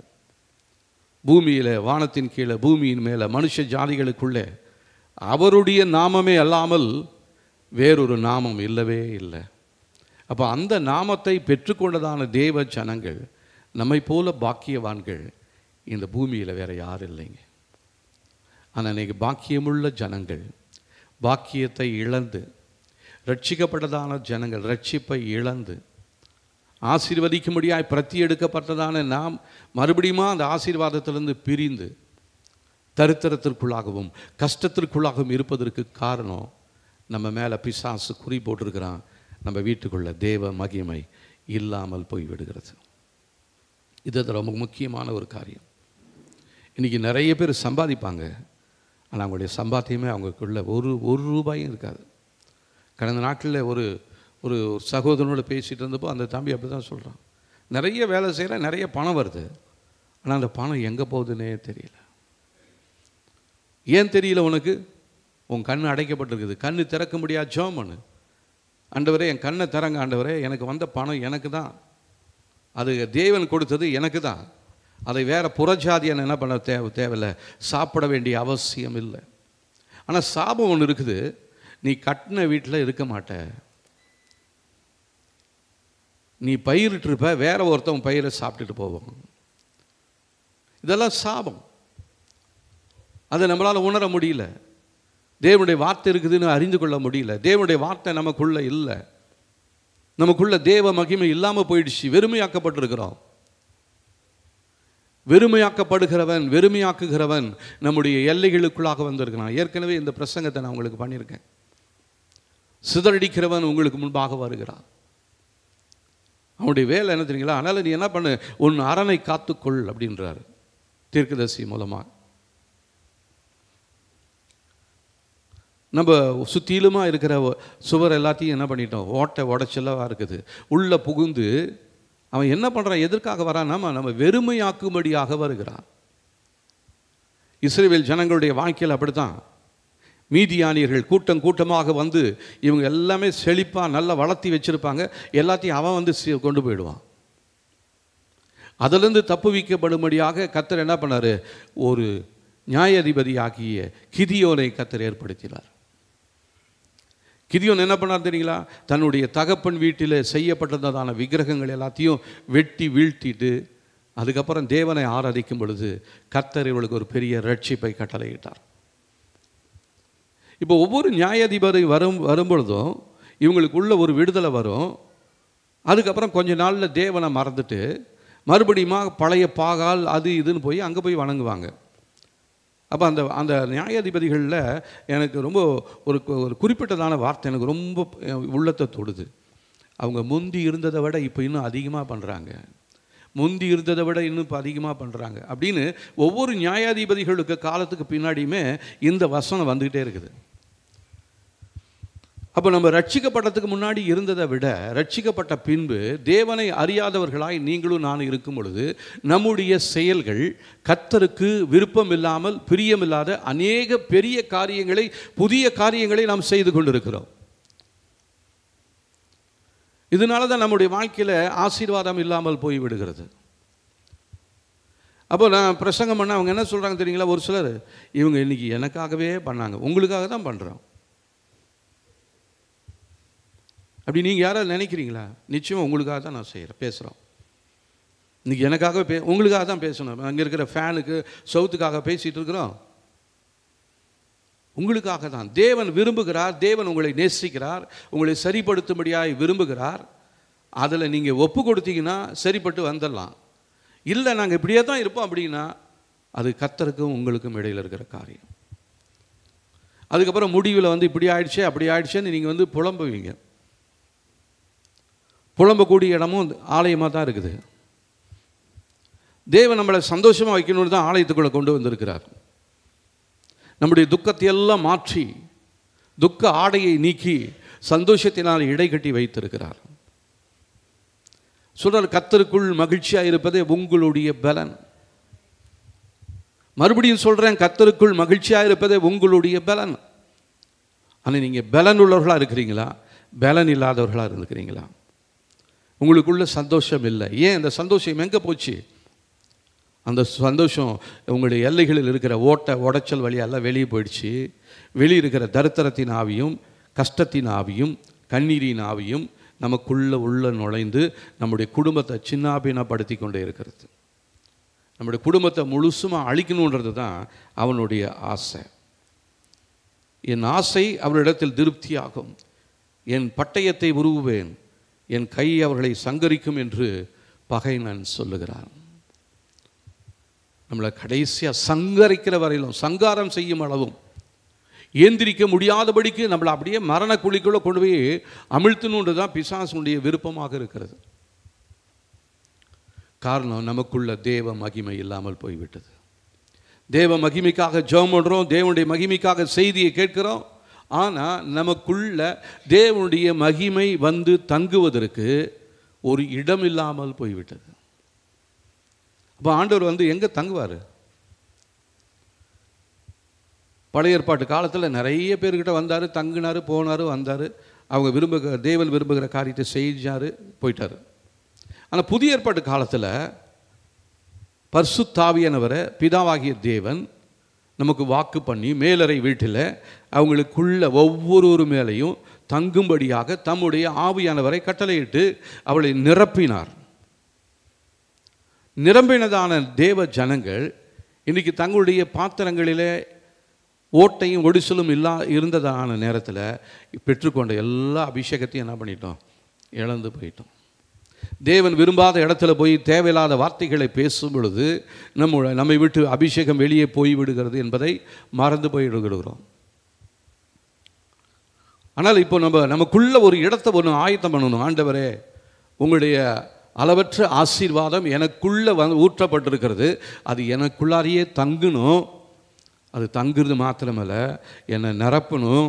நிரம்புறது மாத்திரமல்ல, அது எனக்குள்ளேருந்து நிரம்பி வழியணும். எதற்காக? நம்ம குடும்பத்தா ஆண்டவரை அறியாதவர்கள் எல்லாரும் நமக்குள்ளேருந்து நிரம்பி வழிகிறதான அந்த ஆசீர்வாதத்தை அவங்களும் பெற்றுக்கொள்ள வேண்டும் என்பதற்காக தான் கர்த்தர் உங்களையும் என்னையும் தெரிந்து கொண்டிருக்கிறார். என் பாத்திரம் நிரம்பி வழிகிறதுன்னு சொல்கிறார் இல்லைங்களா? சங்கீதக்காரருக்கு அவருக்கு தெரியுது. பாத்திரம் அவருக்குள்ள தேவன் ஊற்றப்பட்டிருக்கிறதான ஆசீர்வாதம் நிரம்பி, இது எனக்கு மாத்திரம் இல்லை, நமக்குள்ள ஒரு சுயநலம் இல்லாத ஒரு வாழ்க்கை வாழ வேண்டும் என்று சொன்னால் தேவ மகிமை நமக்குள்ளே வரணும். ஐயோ ஆண்டவர் கொடுத்ததே கொஞ்சம் தான், இதை நான் எப்படியாச்சும் தக்க வச்சுக்கணுன்னா உங்ககிட்ட இருக்கிறதும் போயிடும். உங்களை மற்றவங்களுக்கு ஆசீர்வாதமாக இருக்கணுன்றதுக்காக தான் கர்த்தர் உங்களை தெரிந்து கொண்டிருக்கிறார். ஆசீர்வாதத்தை கடத்தக்கூடிய வாய்க்கால்களாக தேவன் உங்களையும் என்னையும் தெரிந்து கொண்டிருக்கிறார். ஆனால் இன்றைக்கி நம்முடைய வாய்க்கால்கள் எல்லாமே மூடப்பட்டிருக்கிறது, அடைக்கப்பட்டிருக்கிறது. அந்த அடைப்புகளெல்லாம் உடைக்கும்படியாக, திறக்கும்படியாக தேவன் தம்முடைய பரிசுத்தாவினுடைய வல்லமையை நமக்கு கொடுத்திருக்கிறார், தேவனுடைய மகிமையை கொடுத்திருக்கிறார். அது உங்களுடைய எல்லைகளிலே உங்களை சுற்றி காணப்படுகிற எல்லா அரண்களையும் அது என்ன பண்ணுன்னா உடைத்து போடும். நாம் அப்படியே கட்டப்பட்ட சூழ்நிலையிலேயே இன்னும் இருக்கிறோம். நம்முடைய வாழ்க்கையை ஒப்புக் கொடுக்கணும். ஆண்டவரை, எனக்குள்ளே காணப்படுகிற தேவையில்லாத, உமக்கு பிரியமில்லாத எந்த ஒரு அரணும் எனக்கு தடையாக இருக்கக்கூடாது, எல்லாவற்றையும் உடைத்து போடுங்க ஆண்டவரே என்று சொல்லி நீங்களும் நானும் ஜெபிக்க வேண்டியது மிகவும் அவசியமாக இருக்கிறது. வெளியே தெரிஞ்சுட்டா அது வெக்கம். அதனால் என்ன பண்ணுவேன், நான் எனக்குள்ளாரையே பொத்தி பொத்தி பொத்தி வளர்த்துக்கிட்டே இருக்கிறேன். ஒரு சிலர் சொல்கிறாங்க, இவங்ககிட்ட ஜெபத்துக்கு சொன்னால் இவங்க எல்லாத்தையுமே பிரசங்கத்தில் பண்ணி போடுறாங்கன்னு. உங்களை அவமானப்படுத்துறதுக்காக சொல்லலை. உங்களுக்குள்ள ஒரு மேட்டிமையான எண்ணம் இருக்குது பார்த்தீங்களா, அதை உடைக்கணும்னு தான் நான் சொல்கிறேன். நான் யார் வீட்டில் பிரச்சனை இல்லை, யார் குடும்பத்தில் போராட்டம் இல்லை, எல்லாமே இருக்குது. ஆனால் அது ஏன் அப்படியே இருக்குது, ஏன் தங்கியே இருக்குது, ஏன் அதுலேருந்து ஒரு விடுதலை வரலன்னா உங்களுக்குள்ள ஒரு உடைப்பு இல்லை. தேவனால் உடைக்கப்பட்ட பாத்திரங்களாக நீங்களும் நானும் மாறணும். அதனால் நீங்கள் அதை சந்தோஷமாக ஏற்றுக்கொள்ளணும். ஐயோ என்னை பற்றி சொல்லிட்டாங்க, எல்லாம் என்ன நினச்சிக்குவாங்க தெரியுமா? அதனால் இப்போ நிறைய பேர் என்ன பண்ணுறது தெரியுமா, தங்களுடைய ஜெப குறிப்பி என்கிட்ட வந்து சொல்கிறதே இல்லை. நானும் கர்த்தருக்கு ரொம்ப ஸ்தோத்திரம். இதெல்லாத்தையும் வாங்கிக்கிட்டு எனக்கு இருதயம் ரொம்ப பாரமாக போடுது, எனக்கு தூக்கம் வர மாட்டேனுது. இவங்க சொல்லாமல் போகிறது எனக்கு ரொம்ப நல்லது. அவங்களே தாங்கிக்குவாங்க, அவங்களே பண்ணிக்குவாங்க. என் கையிலேருந்து ஆண்டவரை நீங்கள் இந்த பாத்திரத்தை எடுத்து போட்டதற்காக ஸ்தோத்திரம் ஆண்டவர். இயேசு கிறிஸ்து கூட அன்றைக்கி கெத்செமனே தோட்டத்தில் சொல்கிறார், ஒரு ஜெபம் பண்ணுறாரு. அவர் நமக்கு சித்தம் இல்லைன்னா இந்த பாத்திரத்தை என்னை விட்டு எடுத்து போட்டுருங்கன்னு சொல்கிறார். அதே போல் தான் நாங்களும் ஜெபிக்கிறோம். ஆண்டவரே, இப்படி இவ்வளோ பிரச்சனையோடு இருக்கிறாங்க, ஆனால் வந்து சொல்ல மாட்டேன்றாங்க. நம்ம வாயை திறந்து அறிக்கை செஞ்சால் தானே தேவனிடத்துலேருந்து ஒரு விடுதலை வரும். இல்லைன்னா நம்முடைய எல்லைகள் இன்னும் இருக்க இருக்க இருக்க அடைச்சி போய் உங்களுக்குள்ளே உங்களையே போட்டு அப்படியே நெருக்கி போட்டுரும். உங்களால் வெளியே வரவே முடியாது. வெளியே வரலான்னு நினச்சிங்கன்னா அந்த சந்து வழியாக லேசாக தலையை விட்டு இப்படியே வரத்துக்குள்ளார உங்களை எல்லாத்தையும் அப்படியே அமுக்கி உங்களை உயிரோடு சமாதி கட்டி விட்டுருவான். இந்த ஜல சமாதின்னு சொல்லி கேள்விப்பட்டிருக்கீங்களா? அவங்களே என்ன பண்ணுவாங்க, உள்ளே பூந்துக்கிட்டு ஒவ்வொரு செங்கலாக வச்சு அப்படியே கட்டி கட்டி கட்டி வச்சுக்கிட்டே இருப்பாங்க. கடைசியில் அதுக்குள்ளரே அவங்க செத்து போயிடுவாங்க. கர்த்தர் நமக்காக ஆசீர்வாதத்தை உண்டு பண்ணும்படியாய் அவர் தன்னை தானே தன்னுடைய ஜீவனை மரணத்துக்காக ஒப்பு கொடுத்தார். ஏன்? மரண குழியில் இருக்கிறதான நம்மை தூக்கி எடுத்து நிறுத்தும்படியாக, தம்முடைய மகிமையினாலே நம்மை நிரப்பும்படியாக தேவன் நம்மை தெரிந்து கொண்டிருக்கிறார். ஆனால் வெளியே வந்ததான நாம் மறுபடியுமாக போய் சிக்கலிலே மாட்டிக்கொண்டு இருக்கிறோம். இந்த நாளில் ஆவியானவர் நமக்கு உணர்த்துகிறார், உன்னுடைய சிக்கலுக்கு காரணம் நீ தான். உனக்குள்ளே நான் இல்லாமல் போயிட்டேன், என் மகிமை இல்லை. நீ நான் இல்லாத இடத்துல போய் ஆலோசனை கேட்டுக்கிட்டே இருக்கிற. உனக்கு தீமை செய்கிறவங்க யார், தீமை செய்யாதவங்க யாருன்னு உனக்கு தெரியல. அதனால் நீ என்ன பண்ணிட்டு இருக்கிற, தீமை செய்கிறவங்ககிட்ட தான் போய் ஆலோசனை கேட்குற. அவன் உன்னை இன்னும் வேதனைப்படுத்தணுன்னு தான் பிசாசு அவனை ஏஜெண்ட்டாக வச்சுருக்கிறான். இங்கே போய் பாருங்கள், இதை பண்ணுங்க, அதை பண்ணுங்கள், விளக்கு கொளுத்துங்க, மலைக்கு போங்க அப்படின்னு சொல்லி இவங்க இருக்கிற பணத்தை எல்லாத்தையும் அவன் என்ன பண்ணுறான், சுரண்டிக்கிட்டே இருக்கிறான். வெறுமையாக்குகிறவன். இன்றைக்கி நம்முடைய வாழ்க்கையில் அந்த வெறுமையாக்குகிறவன் இருக்கக்கூடாது. தேவன் அதற்காக நம்மை விடுதலை பண்ணவில்லை, அதற்காக நமக்கு இயேசுவை அறிந்து கொள்ளும்படியான ஸ்லாக்கியத்தை கொடுக்கல. நீங்கள் அவரை தெரிந்து கொள்ள அவர் தான் உங்களை தெரிந்து கொண்டிருக்கிறார் என்பதை மறந்துடாதீங்க. தம்முடைய மகிமையினாலே உங்களை நிரப்பும்படியாகவே தேவன் தெரிந்து கொண்டிருக்கிறார். மகிமைக்கு எத்தனமான பாத்திரங்களாக கர்த்தர் நம்மை உருவாக்கி வைத்திருக்கிறார். ஒரு வீட்டில் அநேக பாத்திரங்கள் உண்டு, வெள்ளி, பொன், மண், செம்பு எல்லாமே. ஆனால் மண் கடைசியில் உடஞ்சி போயிடும். பொண்ணு இருக்குது பார்த்தீங்களா, அது என்ன தான் நசுங்கினாலும் அதை மறுபடியும் பாலிஷ் பண்ணி அதை உருக்கி வேற ஒரு காரியத்தை செய்ய முடியும். இப்போ நீங்களும் நானும் பொண்ணாக இருக்க வேண்டும். அந்த பொண்ணை சுத்தப்படுறதுக்காக தான் அப்பப்போ ஆண்டவர் சில பிரச்சனைகளை நம்முடைய வாழ்க்கையில் கொடுக்குறாரு. ஏன்னா உங்களுக்குள்ளே இருக்கிற இன்னும் அசுத்தங்களும் களிம்புகளும் இருக்குது, அதெல்லாம் வெளியே வரணுன்றதுக்காக தான் கர்த்தர் உங்களை என்ன பண்ணிட்டு இருக்கிறார் தெரியுங்களா, பொன்னை போல புடமிடுகிறார். ஒரு பாட்டு ஒன்று இருக்குதுங்க, பொன்னை போல புடமிட்டாலும் பொன்னாக விளங்குவேன் என்றென்றுமே, திராணிக்கு மேல் சோதித்திடார், தாங்கிட பலம் கொடுப்பார். நம்ம வாழ்க்கையில் வருகிற சோதனைகளை பார்த்து பயப்பட வேண்டாம். நம்முடைய வாழ்க்கையில் காணப்படுகிற சோதனைகளை பார்த்து பயப்பட வேண்டாம். சோதித்த பின் நம்மை பொன்னாக விளங்க செய்வார். என் குடும்பம் தான் இவருக்கு கிடைச்சதா, என்ன தான் இப்படி நசுக்கிக்கிட்டே இருக்கிறாரு? ஆமாம், உங்களை தான் நசுக்கிறாரு. ஏன்? உங்களுக்குள்ள இன்னும் தேவனுக்கு பிரியமில்லாத ஒரு அவசரத்தன்மை, ஒரு ஆத்திரத்தன்மை, ஒரு பொறுமை இல்லாமல் ஒரு பெருமையோடு இருக்கிறதுனால உங்களுக்குள்ளே இருக்கிற அந்த அழுக்கு எல்லாத்தையும் என்ன பண்ணுறாரு, வெளியே கொண்டு வரும்படியாக தேவன் உங்களை தெரிந்து கொண்டிருக்கிறார். அதனால் தேவ சித்தத்திற்கு ஒப்பு கொடுக்க போகிறோம். தேவனுடைய மகிமை எனக்குள்ள நிரம்பணும்னு சொல்லி நம்ம இந்த நாளில் நாம் ஜெபிக்க போகிறோம்.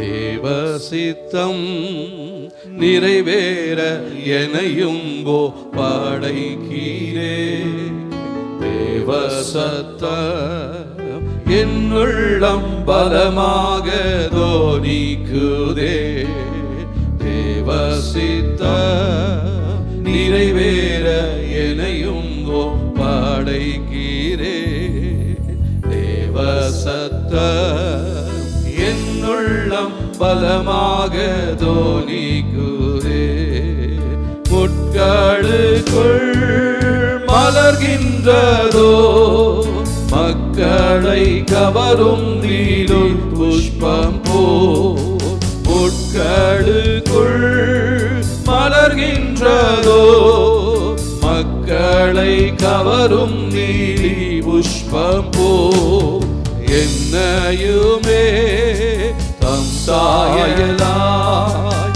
என்றென்றும் உருவாக்குவார்,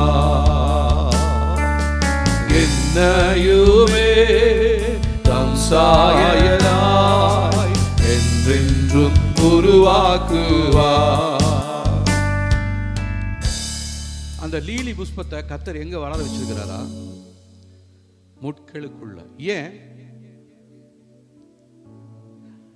அந்த லீலி புஷ்பம் வந்து ரொம்ப மனமுள்ளது. அந்த காற்று அசையும் பொழுது அந்த லீலி புஷ்பம் என்ன பண்ணுன்னா அந்த பக்கத்தில் இருக்கிற முள்ளெல்லாம் அப்படி கீறும். ஆனால் அந்த இடமே அப்படியே வாசனையாக நிரம்புங்க. அந்த பக்கம் போகிறவங்கெல்லாம் அது அந்த வாசனையினால் கவர்ந்து இழுக்கப்படுவாங்க. அதுக்காக தான் ஆண்டவர் என்ன பண்ணிக்கிறாரு, அந்த லீலி புஷ்பத்தை முட்களுக்கு நடுவில் வைத்திருக்கிறார். அவரை கொண்டு ஜீவ வாசனை வீசும்படியாகவே கர்த்தர் உங்களையும் என்னையும் தெரிந்து கொண்டிருக்கிறார். அதனால் பிரச்சனை நேரத்தில், போராட்டத்தின் நேரத்தில் நம்ம பயப்பட வேண்டியதில்லை, நம்முடைய மகிமையை இழந்து போக வேண்டிய அவசியம் இல்லை. எனக்குள்ள இருக்கிற வாசனையை வீசி நான் மற்றவர்களை கவர்ந்து இழுக்க வேண்டும். அதற்காக தான் அந்த லீலி புஷ்பத்தை அந்த முட்களுக்குள்ள கர்த்தர் வளர வச்சிருக்கிறாரு. உங்களை சுற்றிலுமா நெருக்கத்தை ஏற்படுத்தி உங்களுக்கு பிரச்சனையை உண்டாக்குகிறவர்கள் மத்தியில் நீங்கள் இருக்கிறீங்க இல்லை? காரணம் என்ன தெரியுங்களா? உங்களுக்குள்ள இருக்கிறதான இயேசு யாருன்றதை நீங்கள் மற்றவங்களுக்கு சொல்லணும். உங்களுடைய வாழ்க்கை ஒரு வாசனை வீசக்கூடிய வாழ்க்கையாக மாறணும். இல்லைன்னா துர்நாத்தம் வீசக்கூடியதான ஒரு வாழ்க்கையாக இருக்கிறதா, இயேசுவுக்காக வாசனை வீசக்கூடிய வாழ்க்கையாக இருக்கிறதா? நம்ம இன்னொரு தடவை பாடலாமா? முட்களுக்குள் மலர்கின்றதோ மக்களை கவரும் லீலி புஷ்பம் போல், முட்களுக்குள் மலர்கின்றதோ மக்களை கவரும் லீலி புஷ்பம் போல், என்னையுமே தம் சாயலாய் என்றென்றும் உருவாக்குவார், என்னையுமே தம் சாயலாய் என்றென்றும் உருவாக்குவார். தேவ சித்தம் நிறைவேற எனையும் ஒப்படைக்கிறே. தேவ சத்தம் என்னுள்ளம் பலமாக தோனிக்குதே. உன்னை போல உடமிட்டாலோ பொன்னாக விளங்குவேன் என்றென்றுமே.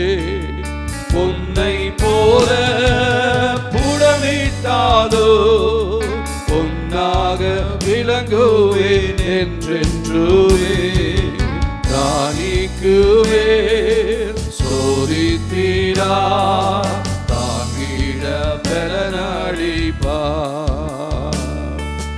தானிக்குமே சோதித்தீரா தாங்கிட பலனளிப்பா.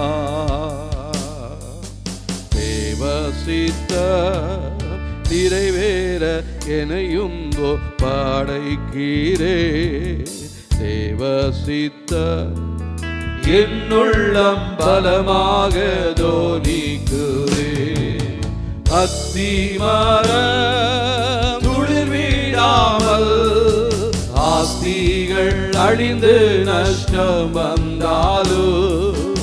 அத்திமரம் துளிர் விடாமல் ஆஸ்திகள் அழிந்து நஷ்டம் வந்தாலும் கர்த்தருக்குள் சந்தோஷமாய் நித்தமும் மகிழ்ந்திடுவே. கர்த்தருக்குள் சந்தோஷமாய் நித்தமும் மகிழ்ந்திடுவே.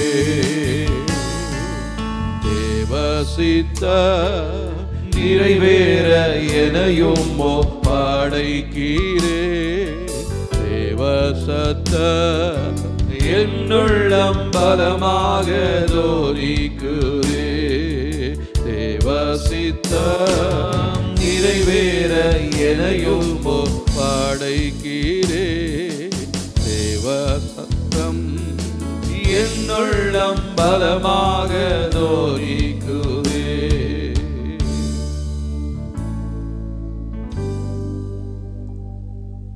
ஹல்லேலூயா, ஸ்தோத்திரம். நிறைய பேர் தேவ மகிமையை பார்த்தவங்க இன்றைக்கு மகிமை இழந்து போனவங்களாக இருக்கிறாங்க. கர்த்தர் அவர்களோடு எச்சரிக்கிறாரு. எச்சரித்தாலும் அந்த எச்சரிப்பின் சத்தத்தை அவங்க கேட்கறதே இல்லை. எவ்வளோ ஆயிரக்கணக்கான வார்த்தைகளை அவங்களோட பேசுகிறாரு. ஆனால் அந்த வார்த்தைகளை கேட்டுட்டு கேட்காதவங்களை போல இருக்கிறாங்க. சாலமோன் அப்படின்னு ஒரு ராஜா இருந்தார். அவர் ஆலயத்தை கட்டினவர் அவர் தான். தேவ மகிமையை அவர் பார்த்தாரு பாருங்க. 1 ராஜாக்கள் 10ஆம் அதிகாரத்தில்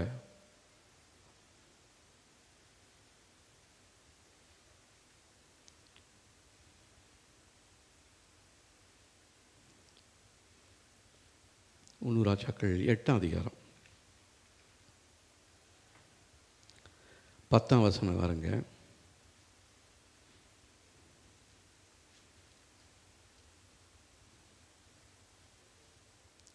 பத்து 11 வாசிக்கலாம். அப்பொழுது ஆசாரியர்கள் பரிசுத்த ஸ்தலத்திலிருந்து புறப்படுகையில் மேகமானது கர்த்தருடைய ஆலயத்தை நிரப்பிற்று. மேகத்தின் நிமித்தம் ஆசாரியர்கள் ஊழியம் செய்கிறதற்கு நிற்கக்கூடாமல் போயிற்று. கர்த்தருடைய மகிமை கர்த்தருடைய ஆலயத்தை நிரப்பிற்று. இப்போது சாலமோன் ஒரு தேவாலயத்தை கட்டுறார். கட்டி அதை பிரதிஷ்டை பண்ணுகிறதான நாளில் கர்த்தர் என்ன பண்ணுறார் தெரியுங்களா? தம்முடைய மகிமையினால் அந்த ஆலயத்தை அப்படியே நிரப்புறாரு. அதனால் ஆசாரிகளால் கூட நிற்கக்கூடாமல் எல்லாம் கீழே விழுந்துறாங்க. இப்படி மகிமையை பார்த்ததான அந்த சாலமோன் கடைசியாக அவர் என்ன பண்ணார் தெரியுங்களா? அந்த மகிமையை இழந்துட்டார். தேவன் அவருக்கு எச்சரித்தார், நீ செய்ததெல்லாம் தவறு என்று சொல்லி. அதே 1 ராஜாக்கள் 11ஆம் அதிகாரத்தில்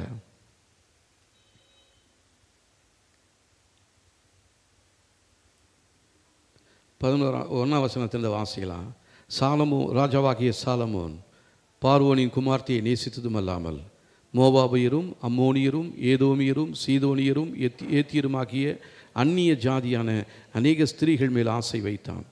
கர்த்தர் இஸ்ரவேல் புத்திரரை நோக்கி, நீங்கள் அவர்கள் அண்டைக்கும் அவர்கள் உங்கள் அண்டைக்கும் பிரவேசிக்கலாகாது, அவர்கள் நிச்சயமாய் தங்கள் தேவர்களை பின்பற்றும்படி உங்கள் இருதயத்தை சாய பண்ணுவார்கள் என்று சொல்லியிருந்தார். சாலமோன் அவர்கள் மேல் ஆசை வைத்து அவளோடு ஐக்கியமாயிருந்தான். அவனுக்கு பிரபுக்கள் குலமான 700 மனையாட்டிகளும் 300 மறுமனையாட்டிகளும் இருந்தார்கள். அவருடைய ஸ்திரீகள் அவன் இருதயத்தை வழுவி போக பண்ணினார்கள். சாலமோன் வயது சென்றபோது அவனுடைய மனைவிகள் அவன் இருதயத்தை அந்நிய தேவர்களை பின்பற்றும்படி சாய பண்ணினார்கள். அதனால் அவனுடைய இருதயம் அவன் தகப்பனாகிய தாவீதின் இருதயத்தை போல் தன் தேவனாகிய கர்த்தரோடு உத்தமமாய் இருக்கவில்லை. சாலமோன் சீதோனியரின் தேவியாகிய அஸ்தரோத்தையும் அம்மோனியரின் அருவருப்பாகிய மில்கோமையும் பின்பற்றினான். சாலமோன் தன் தகப்பனாகிய தாவீதைப் போல கர்த்தரை பூரணமாய் பின்பற்றாமல் கர்த்தரின் பார்வைக்கு பொல்லாப்பானதை செய்தான். அப்பொழுது சாலமோன் எருசலேமுக்கு எதிரான மலையிலே மோவாபியின் அருவருப்பாகிய காமோசுக்கும் அம்மோன் புத்திரின் அருவருப்பாகிய மோலோகுக்கும் மேடையை கட்டினான். இப்படியே தங்கள் தேவர்களுக்கு தூபம் காட்டி பலியிடுகிற அந்நிய ஜாதியாரான தன் ஸ்திரீகள் எல்லாருக்காகவும் செய்தான். ஆகையால் இஸ்ரவேலின் தேவனாகிய கர்த்தர் சாலமோனுக்கு 2 விசை தரிசனமாகி அந்நிய தேவர்களை பின்பற்ற வேண்டாம் என்று கட்டளையிட்டிருந்தும் அவன் கர்த்தரை விட்டு தன் இருதயத்தை திருப்பி அவன் கற்பித்ததை கைக்கொள்ளாமல் போனதினால் கர்த்தர் அவன் மேல் கோபமானார். இப்போ பாருங்கள், இவர் தேவனுடைய ஆலயத்தை காட்டினார். தேவனுடைய மகிமை அளவில்லாமல் மகிமை இருந்துச்சு. ஆசாரிகளால் ஊழியம் செய்யக்கூட முடியாமல் போயிடுச்சு. இதெல்லாம் தன்னுடைய கண்களினால் பார்த்தவர் கடைசியாக அவர் என்ன பண்ணார்? அந்நிய ஸ்திரீகளை திருமணம் செய்து கொண்டு அவங்களுக்காகவே அவர் என்ன பண்ணுறாரு? 5ஆம் வசனம், சாலமோன் சீதோனியரின் தேவியாக அஸ்தரோத்தையும் அம்மோனியரின் அருவருப்பாகிய மில்கோமையும் பின்பற்றினான். 7ஆம் வசனம், அப்பொழுது சாலமோன் எருசலேமுக்கு எதிரான மலையிலே மோவாபியரின் அருவருப்பாகிய காமோசுக்கும் அம்மோன் புத்திரின் அருவருப்பாகிய மோலோகுக்கும் மேடையை கட்டினான். தேவனுடைய வல்லமையை மகிமையை பார்த்ததான சாலமோன் அந்த மகிமையை இழந்து போயிட்டான், மறந்து போயிட்டான். ஆனால் என்ன பண்ணா? தேவனுடைய வார்த்தையை கேட்கல. அந்நிய நுகத்தில் அவிசுவாசியுடனே இணைக்கப்படக்கூடாது. இந்த தேவனுடைய வார்த்தையை நல்லா தெரிஞ்சுமே அவன் என்ன பண்ணுறான்னு தெரியுங்களா? போய் அந்நிய ஸ்திரீகள் மேலுக்கு ஆசை வைக்கிறான். அவங்களுடைய விக்கிரகங்களை எல்லாம் எடுத்து என்ன பண்ணுறான்? எருசலேமுக்கு எதிரான மலையில் கொண்டு வந்து வைக்கிறான். ஆண்டவர் 2 தடவை அவனோட சொப்பனத்தில் பேசுகிறாரு. நீ செய்கிறது தப்பு, நீ இதை விட்டு விலகுன்னு சொல்கிறாரு. ஏன்னா அவன் தகப்பனாகிய தாவீதின் நிமித்தமாக சாலமோனையும் கர்த்தர் நேசிச்சார். அதனால் இயேசு உங்களுடைய தகப்பனாக இருக்கிறபடினால் கர்த்தர் உங்களை இந்த நாளில் எச்சரித்து கொண்டிருக்கிறார். மகிமையை பார்த்ததான சாலமோன் நமக்கு ஒரு முன் அடையாளமாக, முன் உதாரணமாக இருக்கிறார். அவரை பார்த்ததுனாச்சுக்கு நீ சீர்படுத்த வேண்டாமா? நிறைய பேர் என்ன பண்ணுவாங்க தெரியுங்களா? திருமண நேரத்தில் நாங்கள் அப்படியே கல்யாணம் பண்ணி அவங்கள அப்படியே கொண்டு வந்துடுவோம். கல்யாணம் பண்ணுற வரலும் சோத்திரம்னுக்கிட்டு இருந்தாங்க, ஆலயத்துக்கு வந்தாங்க. கல்யாணம் பண்ணதுக்கப்புறம் அவங்க அப்படியே போயிட்டாங்க. தேவன் எச்சரிக்கிறாரு, எச்சரிப்பின் சத்தத்தை கேட்கல. ஏன் ஆண்டவர் அதை எச்சரிக்கிறாருன்னா, நீங்கள் வயது சென்ற பொழுது, உங்களுக்கு கொஞ்சம் பலவீனமான நேரத்தில் அவங்க என்ன பண்ணுவாங்க? உங்களை திசை திருப்பி தங்க பக்கமாக திருப்பிக்கிட்டு போயிடுவாங்க. நீ என்ன தான் வைராக்கியமாக வல்லமையாக மகிமை என் மேலே தான் இருக்குது, எனக்குள்ளே இருக்குதுன்னு தான் சொன்னாலும் உன் மகிமை உன்னை விட்டு இழந்து போயிட்டிய. மகிமை இழந்துட்டினா அது ஒன்றுமில்லாதவனாக மாறிடுவேன்.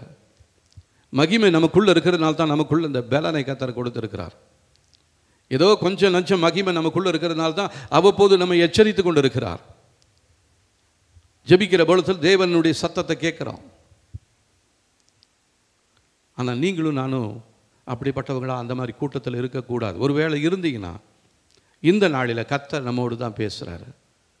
நீ மகிமையை பார்த்த, தேவனுடைய ஆலயத்தை நேசிச்ச, தேவனுடைய ஆலயத்தை கட்டுன, காணிக்க கொடுத்த, எல்லாமே சரிதான். ஆனால் உனக்குள்ள தந்திரமாக அந்நிய காரியங்கள் உனக்குள்ளே வந்து நுழைந்து இருக்கிறது. அந்நிய காரியம்னா என்னது? தேவன் விரும்பாத சில தீய பழக்கங்கள், சில தீய சுபாவங்கள், சில தீய குணங்கள் நம்மள அறியாமலே நமக்குள்ளே வந்துடுது, கோபம் வந்துடுது, எரிச்சல் வந்துடுது. ஏன் இதையே திருப்பி திருப்பி சொல்கிறீங்கன்னா, இதுதான் இன்றைக்கி நம்முடைய வாழ்க்கையில் கெடுக்கிறதான குழி நரிகளும் சிறு நரிகளுமாக இருக்கிறது. உன்னத பாட்டில் வாசிக்கிறோம், தோட்டம் என்ன இப்படி இருக்குது, பூவும் பிஞ்சுமாக இருக்கிறது, அதை கெடுக்கும்படியாக கிரியை செய்கிற குழி நரிகளும் சிறு நரிகளையும் பிடியுங்கள் அப்படின்றார். தோட்டம் நல்லா பூவும் பிஞ்சுமா இருக்குது, கர்த்தருக்குள்ளே நல்லா வளர்ந்துருக்கிறீங்க. இந்த நாளிலே உங்களுடைய தோட்டத்துக்குள்ள சிறு நரிகளும் குழி நரிகளும் இருக்கிறது. அது ஏன் வந்திருக்குன்னா, அந்த திராட்சை செடி நல்லா வளரணும்னா அதுக்கு அடியில் என்ன பண்ணுவாங்கன்னா, செத்துப்போன மிருகங்கள் எல்லாம் போட்டு புதைப்பாங்க. இந்த செத்துப்போன மிருகங்களுடைய வாசனையை தெரிஞ்சுக்கிட்டு அந்த சிறு நரிகளும் குழி நரிகளும் அந்த திராட்சை செடியினுடைய வேரையை பறிக்க ஆரம்பிச்சிடும். ஆனால் மேலே ஒரே பூவும் பிஞ்சுமா இருக்குது, கீழே வேறு பறிக்கப்பட்டு போயிடுச்சுன்னா அந்த தோட்டக்காரனுக்கு ஒரு பிரயோஜனமுமே இல்லை. அதனால் அதெல்லாம் பிடிங்க அப்படின்றாரு. ஆவியானவர் நம்மளையும் எச்சரிக்கிறாரு, உன் வேர் எப்படி இருக்குது, மேலே நீ நல்லா பகட்டா நல்லா ஜெபம் பண்ணுற, ஊழியம் பண்ணுற, ஆலயத்துக்கு வர, எல்லாமே செஞ்சிட்டு இருக்கிற, அவன் வேர் பகுதியில் பிரச்சனை இருக்குது. அதை கெடுத்து கொண்டு இருக்கிற குழி நரிகளும் சிறு நரிகளும் உன்னுடைய வாழ்க்கையில் இருக்கிறது. உன் வாழ்க்கையில் அறிக்கை செய்யப்படாத மறைத்து வைத்திருக்கிற பாவ காரியங்கள் உன்னை வேதனைப்படுத்தி கொண்டு இருக்கிறது. நீ ஆலயத்துக்கு வந்தாலும் உன்னால் சந்தோஷமாக இருக்க முடியல, உன் முகத்தை பார்த்தாவே தெரியுது, ஒரு விகற்பமாக அப்படியே இருக்கிற. ஏன்? உன்னுடைய வேற பிசாசு என்ன பண்ணிட்டான், நோண்டி வச்சிட்டு இருக்கிறான். அந்த பிசாசு மேலே குறை சொல்லாத, நீ விட்டுட்ட. உன்னுடைய வேறு உன்னுடைய முற்பிதாக்களின் வழியாக நிறைய காரியங்களை செய்து வைத்திருக்கிறது. அது எல்லாத்தையும் இப்போ நீ ஜெபம் பண்ணணும், ஆண்டவரே வேர் பகுதியில் ஒரு மாற்றத்தை கொடுங்க ஆண்டவரே, ஏன் வேர் பகுதியில் தேவனுடைய மகிமை வந்து நிரம்பட்டும் ஆண்டவரே, தேவையில்லாத அசுத்தங்களை நான் வெளியேறும்படியாக சொல்லி ஜெபிக்கிறோம் அப்படின்னு சொல்லி நீங்களும் நானும் ஜெபித்தால் ஒழிய இந்த பிரச்சனையிலிருந்து நம்மளால் வெளியே வர முடியாது. ஹல்லேலூயா. அதனால் நம்முடைய வேர் பகுதியில் ஒரு பிரச்சனை இருக்குது. என்ன பிரச்சனை? அந்நிய நுகத்தில் அவிசுவாசியோடு இணைக்கப்படுகிறோம். விக்கிரக ஆராதனை செய்கிறவர்களோடு நமக்கு ஒரு கூட்டு உண்டு. இங்கே வந்து என்னதான் ஜீவனுள்ள தேவனை ஆராதிக்கிறேன்னு சொன்னாலும் நீயும் வீட்டுக்குள்ளே உன் வீட்டு பக்கத்தில் சொந்தக்காரங்க கூப்பிடும் பொழுது நீயும் போய் அந்த பாகாலுக்கு பலி செலுத்துகிறதான அந்த பலிபீடத்தில் செலுத்தினதான பொருட்களை நீயும் சாப்பிட்ருக்கலாம், அங்கே கொடுத்ததான தண்ணீரை நீ வாங்கி குடிச்சிருக்கலாம். அது எல்லாமே பலி செலுத்தினது தான். குடிக்கும் பொழுதும் சாப்பிடும் பொழுதும் பாத்திரமாக அதை குடிச்சு நல்லா குடிக்கிறது சாப்பிட்றது ஒரு ஜபமே கிடையாது, குடும்ப ஜபமும் கிடையாது, தனிப்பட்ட ஜபமும் கிடையாது. அப்போ எப்படி ஆண்டவர் நம்மளோட பேசுவார்? உங்களுக்காக தான் பேசுகிறோம், உனக்காக தான் பேசுகிறேன். கர்த்தர் உங்களுக்காக தான் பேசுகிறாரு, உங்களை எச்சரிக்கிறாரு. அடுத்த வரப்போகிறதான ஆண்டுகள் நியாய தீர்ப்பின் ஆண்டுகளாக இருக்கிறது. அதில் நீங்களும் நானும் தப்பிக்க வேண்டும் என்று சொன்னான். யோசுவா சொன்னது போல நானும் என் வீட்டாருமோ என்றால் கர்த்தரையே சேவிப்போம் அப்படின்னு சொல்லி நம்ம ஒரு தீர்மானம் எடுக்கணும். குடும்ப ஜபம் இல்லாதவங்க நீங்கள் இந்த நாளில் ஒரு தீர்மானம் எடுங்க. ஆண்டவரே, நானும் எங்கள் வீட்டில் நானும் என் மனைவி தான், பரவாயில்ல 2 பேரும் சேர்ந்து ஜபம் பண்ணுங்க. நானும் என் 2 பிள்ளைங்க தான், சின்ன பிள்ளைங்க தான், பரவாயில்ல உட்கார வைங்க, அந்த சின்ன பிள்ளைங்களை உட்கார வைங்க, அதுங்களுக்கு சொல்லிக் கொடுங்க. அதுங்களும் இப்போ இருந்த அந்த பயத்தில் பக்தியில் வளருவதற்கு, அந்த பிள்ளைகளை வளர்ப்பதற்கு நம்ம அர்ப்பணிக்க வேண்டும். நம்முடைய வாழ்க்கையே மோசமாக இருக்கும் பொழுது பிள்ளைகளுடைய வாழ்க்கை அதை விட கேவலமாக போயிடும். நிறைய குடும்பங்களில் பார்க்குறேன், அவங்களுடைய பிள்ளைகளை வளர்த்ததான விதம் சரியில்லாதனால இன்றைக்கி அந்த பிள்ளைங்க வளர்ந்து அது குடும்பத்தினுடைய பேரையே கெடுத்துகிட்டே இருக்குது. வேர் பகுதியே பிரச்சனையாக நோண்டி போட்டுக்கிட்டே இருக்குது. ஏன்னா சின்ன பிள்ளையாக இருக்கும் பொழுது அது இளக்காரமாக வளர்த்துட்டோம். அதுதான் அது முதிர் வயதானவனா அது இன்னும் பெருசாக வளருது. அப்போ நம்முடைய பிள்ளைகளை வளர்க்கக்கூடிய ஒரு பெரிய பொறுப்பை கர்த்தர் உங்களுக்கு கொடுத்துருக்கிறார். ஒருவேளை தவறி போயிருந்தீங்கன்னா இப்போ நீங்கள் நினச்சி மனது உருகி மனஸ்தாபப்பட்டு அதற்காக நீங்கள் ஜெபம் பண்ணுங்க. அந்நிய நுகத்தில் அவிசுவாசியோடு இணைக்கப்படக்கூடாது. சாலமோன் தேவனுடைய ஆலயத்தை கட்டினார், தேவனுடைய மகிமை ஆலயத்தை நிரம்பினது. அதுக்குள்ளே ஆசாரியர்களால் ஊழியம் செய்ய முடியல, எல்லாரும் கீழே விழுந்துட்டாங்க. அவ்வளோ மகிமை பொங்கி பொங்கி வந்ததான அந்த ஆலயத்தை கட்டினதான சாலமோன் தன்னுடைய இறுதி நாட்களில் தேவனுடைய வார்த்தையை விட்டு விலகி தேவனுக்கு விருப்பமில்லாத விக்கிரகங்களை தன்னுடைய மலையில வைத்து அதுக்கு பலிபீடத்தை கட்டி அதுக்கு முன்பாக பணிந்து கொண்டிருந்தாரே, அவருடைய மகிமையெல்லாம் இழந்து போயிட்டார். ஒரு காலத்தில் மகிமையை பார்த்ததான அவர் இப்பொழுது மகிமையை இழந்து போய் விட்டார். ஒரு காலத்தில் சந்தோஷமாக இருந்ததான நீ இப்போ சந்தோஷத்தை இழந்து போயிருக்கிற. உள்ளத்துக்குள்ள சந்தோஷமே இல்லை. அதுக்காக தான் பிசாசு காத்துக்கிட்டே இருக்கிறான். ஜெபமா பண்ணுற ஜெபம் வா வெளியே அப்படின்னு காத்துக்கிட்டு வெளியே வந்தவொடனே யார் மூலமாவது எதையோ ஒரு சண்டையை மூட்டி ஏதோ ஒன்று பண்ணி அதுக்கு அடுத்த நாள் நீங்கள் போய் ஜெபம் பண்ண உட்காந்தா ஏற்கனவே பேசின வார்த்தையெல்லாம் உங்களுக்குள்ளே வரும். தேவனுக்கு முன்பாக இப்படி பேசுனிய, தேவ சாயலில் உருவாக்கப்பட்ட இப்படி அந்த உன் சகோதரனையோ உன் குடும்பத்தாரையும் நீ இப்படி சபிச்சியே, இப்போ நீ ஜெபம் பண்ண வந்துட்டியா அப்படின்னு பிசாசு நம்மளை குற்றம் சாட்டுவான். இப்பயும் குற்றம் சாட்டி கொண்டு இருக்கிறான். குற்றம் சாட்டுகிறவன் இயேசுவின் நாமத்தினாலே தள்ளப்பட்டு போவானாக. ஹல்லேலூயா. குற்ற உணர்வு நமக்குள்ள இருக்கும் வரையில் நம்மளால் தேவ சமூகத்தில் விடுதலையோடு தேவனை ஆராதிக்க முடியாது. தேவனுடைய மகிமையை நம்மளால் வெளிப்படுத்த முடியாது. கர்த்தர் நம்மை ஒரு நோக்கத்திற்காக தெரிந்து கொண்டிருக்கிறார். அவருடைய மகிமையை நம்ம மூலமாக வைத்து வெளிப்படுத்த வேண்டும் என்பதற்காக தான் கர்த்தர் உங்களையும் என்னையும் தெரிந்து கொண்டிருக்கிறார். தாவீதுக்கு ஒரு ஆர்வம் இருந்தது. 132 சங்கீதம்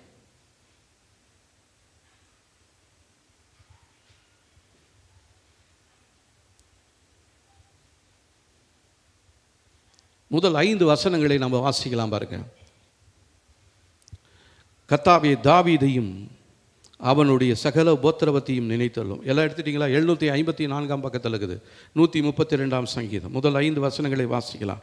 கர்த்தாவே தாவீதையும் அவனுடைய சகல உபத்திரவத்தையும் நினைத்தள்ளும்.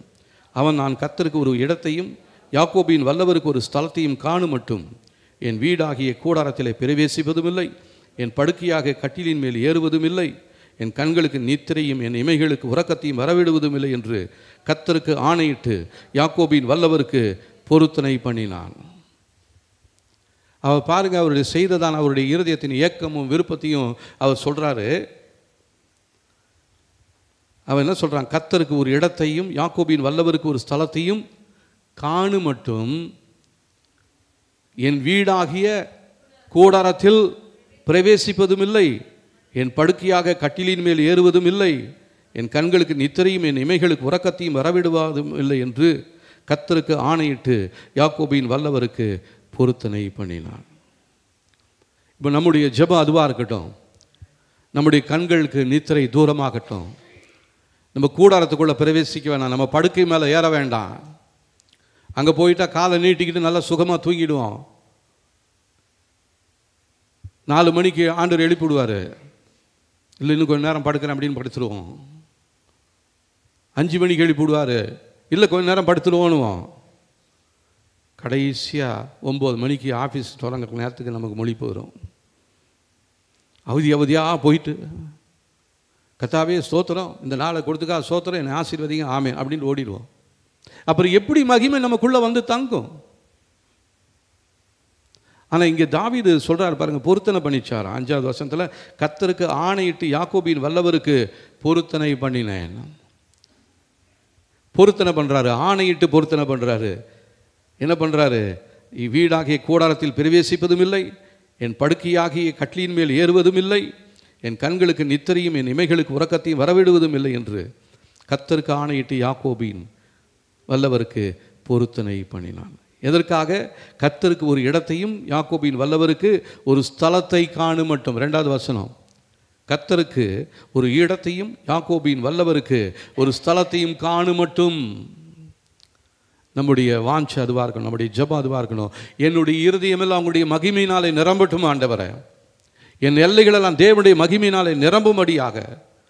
அது வரையிலும் நான் என்ன பண்ண போகிறது கிடையாது. என் கூடாரத்துக்குள்ளே பிரவேசிப்பதும் இல்லை, என் படுக்கையாக கட்டிலின் மேலே ஏறுவதும் இல்லை, என் கண்களுக்கு நித்திரையும் என் இமைகளுக்கு உறக்கத்தையும் வரவிடுவதும் இல்லை என்று சொல்லி பொருத்தனை பண்ணி ஜெபம் பண்ணார். கர்த்தர் அவருடைய சந்ததியை காத்து கொண்டார். இன்றைக்கும் இஸ்ரவேல் தேசம் ஒரு தேசமாக இருப்பதற்கு காரணம், முக்கிய பங்கு தாவீதுக்கு தான் உண்டு. அவங்களுடைய கொடியிலே பார்த்தீங்கன்னா ஒரு ப்ளூ கலரில் ஒரு நட்சத்திரம் இருக்கும். தாவீதின் நட்சத்திரம் அப்படின்னு சொல்லுவாங்க, ஸ்டார் ஆஃப் டேவிட். அந்த கொடியில் அதுதான் சிம்பிளாக இருக்கும். நம்ம கொடியில் சிவப்பு, வெள்ளை, பச்சை, நடுவில் சக்கரம்லாம் இருக்குது. ஆனால் அவங்க கொடியில் ஒரே ஒரு நட்சத்திரம் இருக்கும். அது யாருடைய நட்சத்திரம்னா தாவீதின் நட்சத்திரமாக இருக்கிறது. தாவீதின் செங்கோல். அவர் பொருத்தனை பண்ணார், உடன்படிக்கை பண்ணார், ஜெபம் பண்ணார், வைராக்கியமாக இருந்தார். ஆண்டவரை என் குடும்பத்துக்குள்ளே, என் தேசத்துக்குள்ளே உங்களுடைய மகிமையால் நிரப்பணும் ஆண்டவரை. அது வரல நான் தூங்க போகிறது கிடையாது. உங்களுடைய மகிமையை பார்க்கிற வரல நான் கண்ணை மூட போகிறது கிடையாது. என் வீட்டுக்குள்ளே பிரவேசிப்பதில்லை. என் கட்டில் மேலே நான் போட்டு தலையணை போட்டு தூங்குவதில்லை. போத்திக்கிட்டு படுத்துக்கிறோம். தேவனுடைய மகிமை இழந்து போய்கிட்டே இருக்கிறோம். இழந்து போன தேவ மகிமையை மறுபடியும் பெற்றுக்கொள்ளும்படியாக, அவருக்காக ஒரு இடத்தை ஆயத்தம் பண்ணும்படியாக நம்முடைய இருதயத்துக்குள்ள ஒரு வாஞ்சை பொங்கி வரணுங்க. அந்த வாஞ்சையும் விருப்பத்தையும் உண்டாக்குகிறவர் அவர்.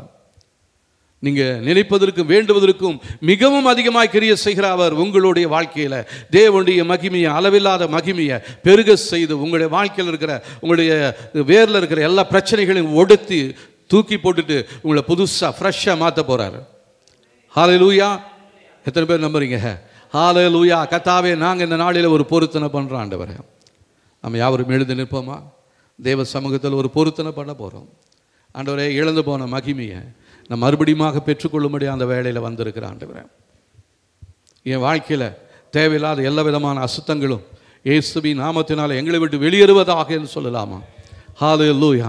ஓ, உங்களுக்கும் தேவனுக்கு இடையில பேசுங்க, வாயை திறந்து சொல்லுங்க, ஆண்டவரே, நாங்கள் இந்த நாளில் இழந்து போன மகிமையை பெற்றுக்கொள்ளும்படியாக வந்திருக்கிறோம். எங்கள் வாழ்க்கையில், குடும்பத்தில் தேவனுடைய மகிமை வெளியேறிச்சு ஆண்டவரே. எங்களுடைய வாழ்க்கையில் காணப்படுகிற விக்கிரகமாகிய தீமையான காரியங்கள், உலக ஆசைகள், பண ஆசைகள், இச்சைகள், இவைகளெல்லாம் எங்களை விட்டு உம்முடைய மகிமையை வெளியேற்றி விட்டுருக்கிறது ஆண்டவரே. இந்த நாளில் நாங்கள் மறுபடியும் வருகிறோம். ஹல்லேலூயா. நீங்கள் எங்களுடைய வாழ்க்கையில் செய்ய நினைத்தது ஒரு நாளும் தடைபடாத ஆண்டவரே. எங்களுடைய குடும்பத்தை குறித்து கர்த்தர் வைத்திருக்கிற திட்டத்தையும் தீர்மானத்தையும் நிறைவேற்ற நீங்க போதுமானவராக இருக்கிறீங்க ஆண்டவரே.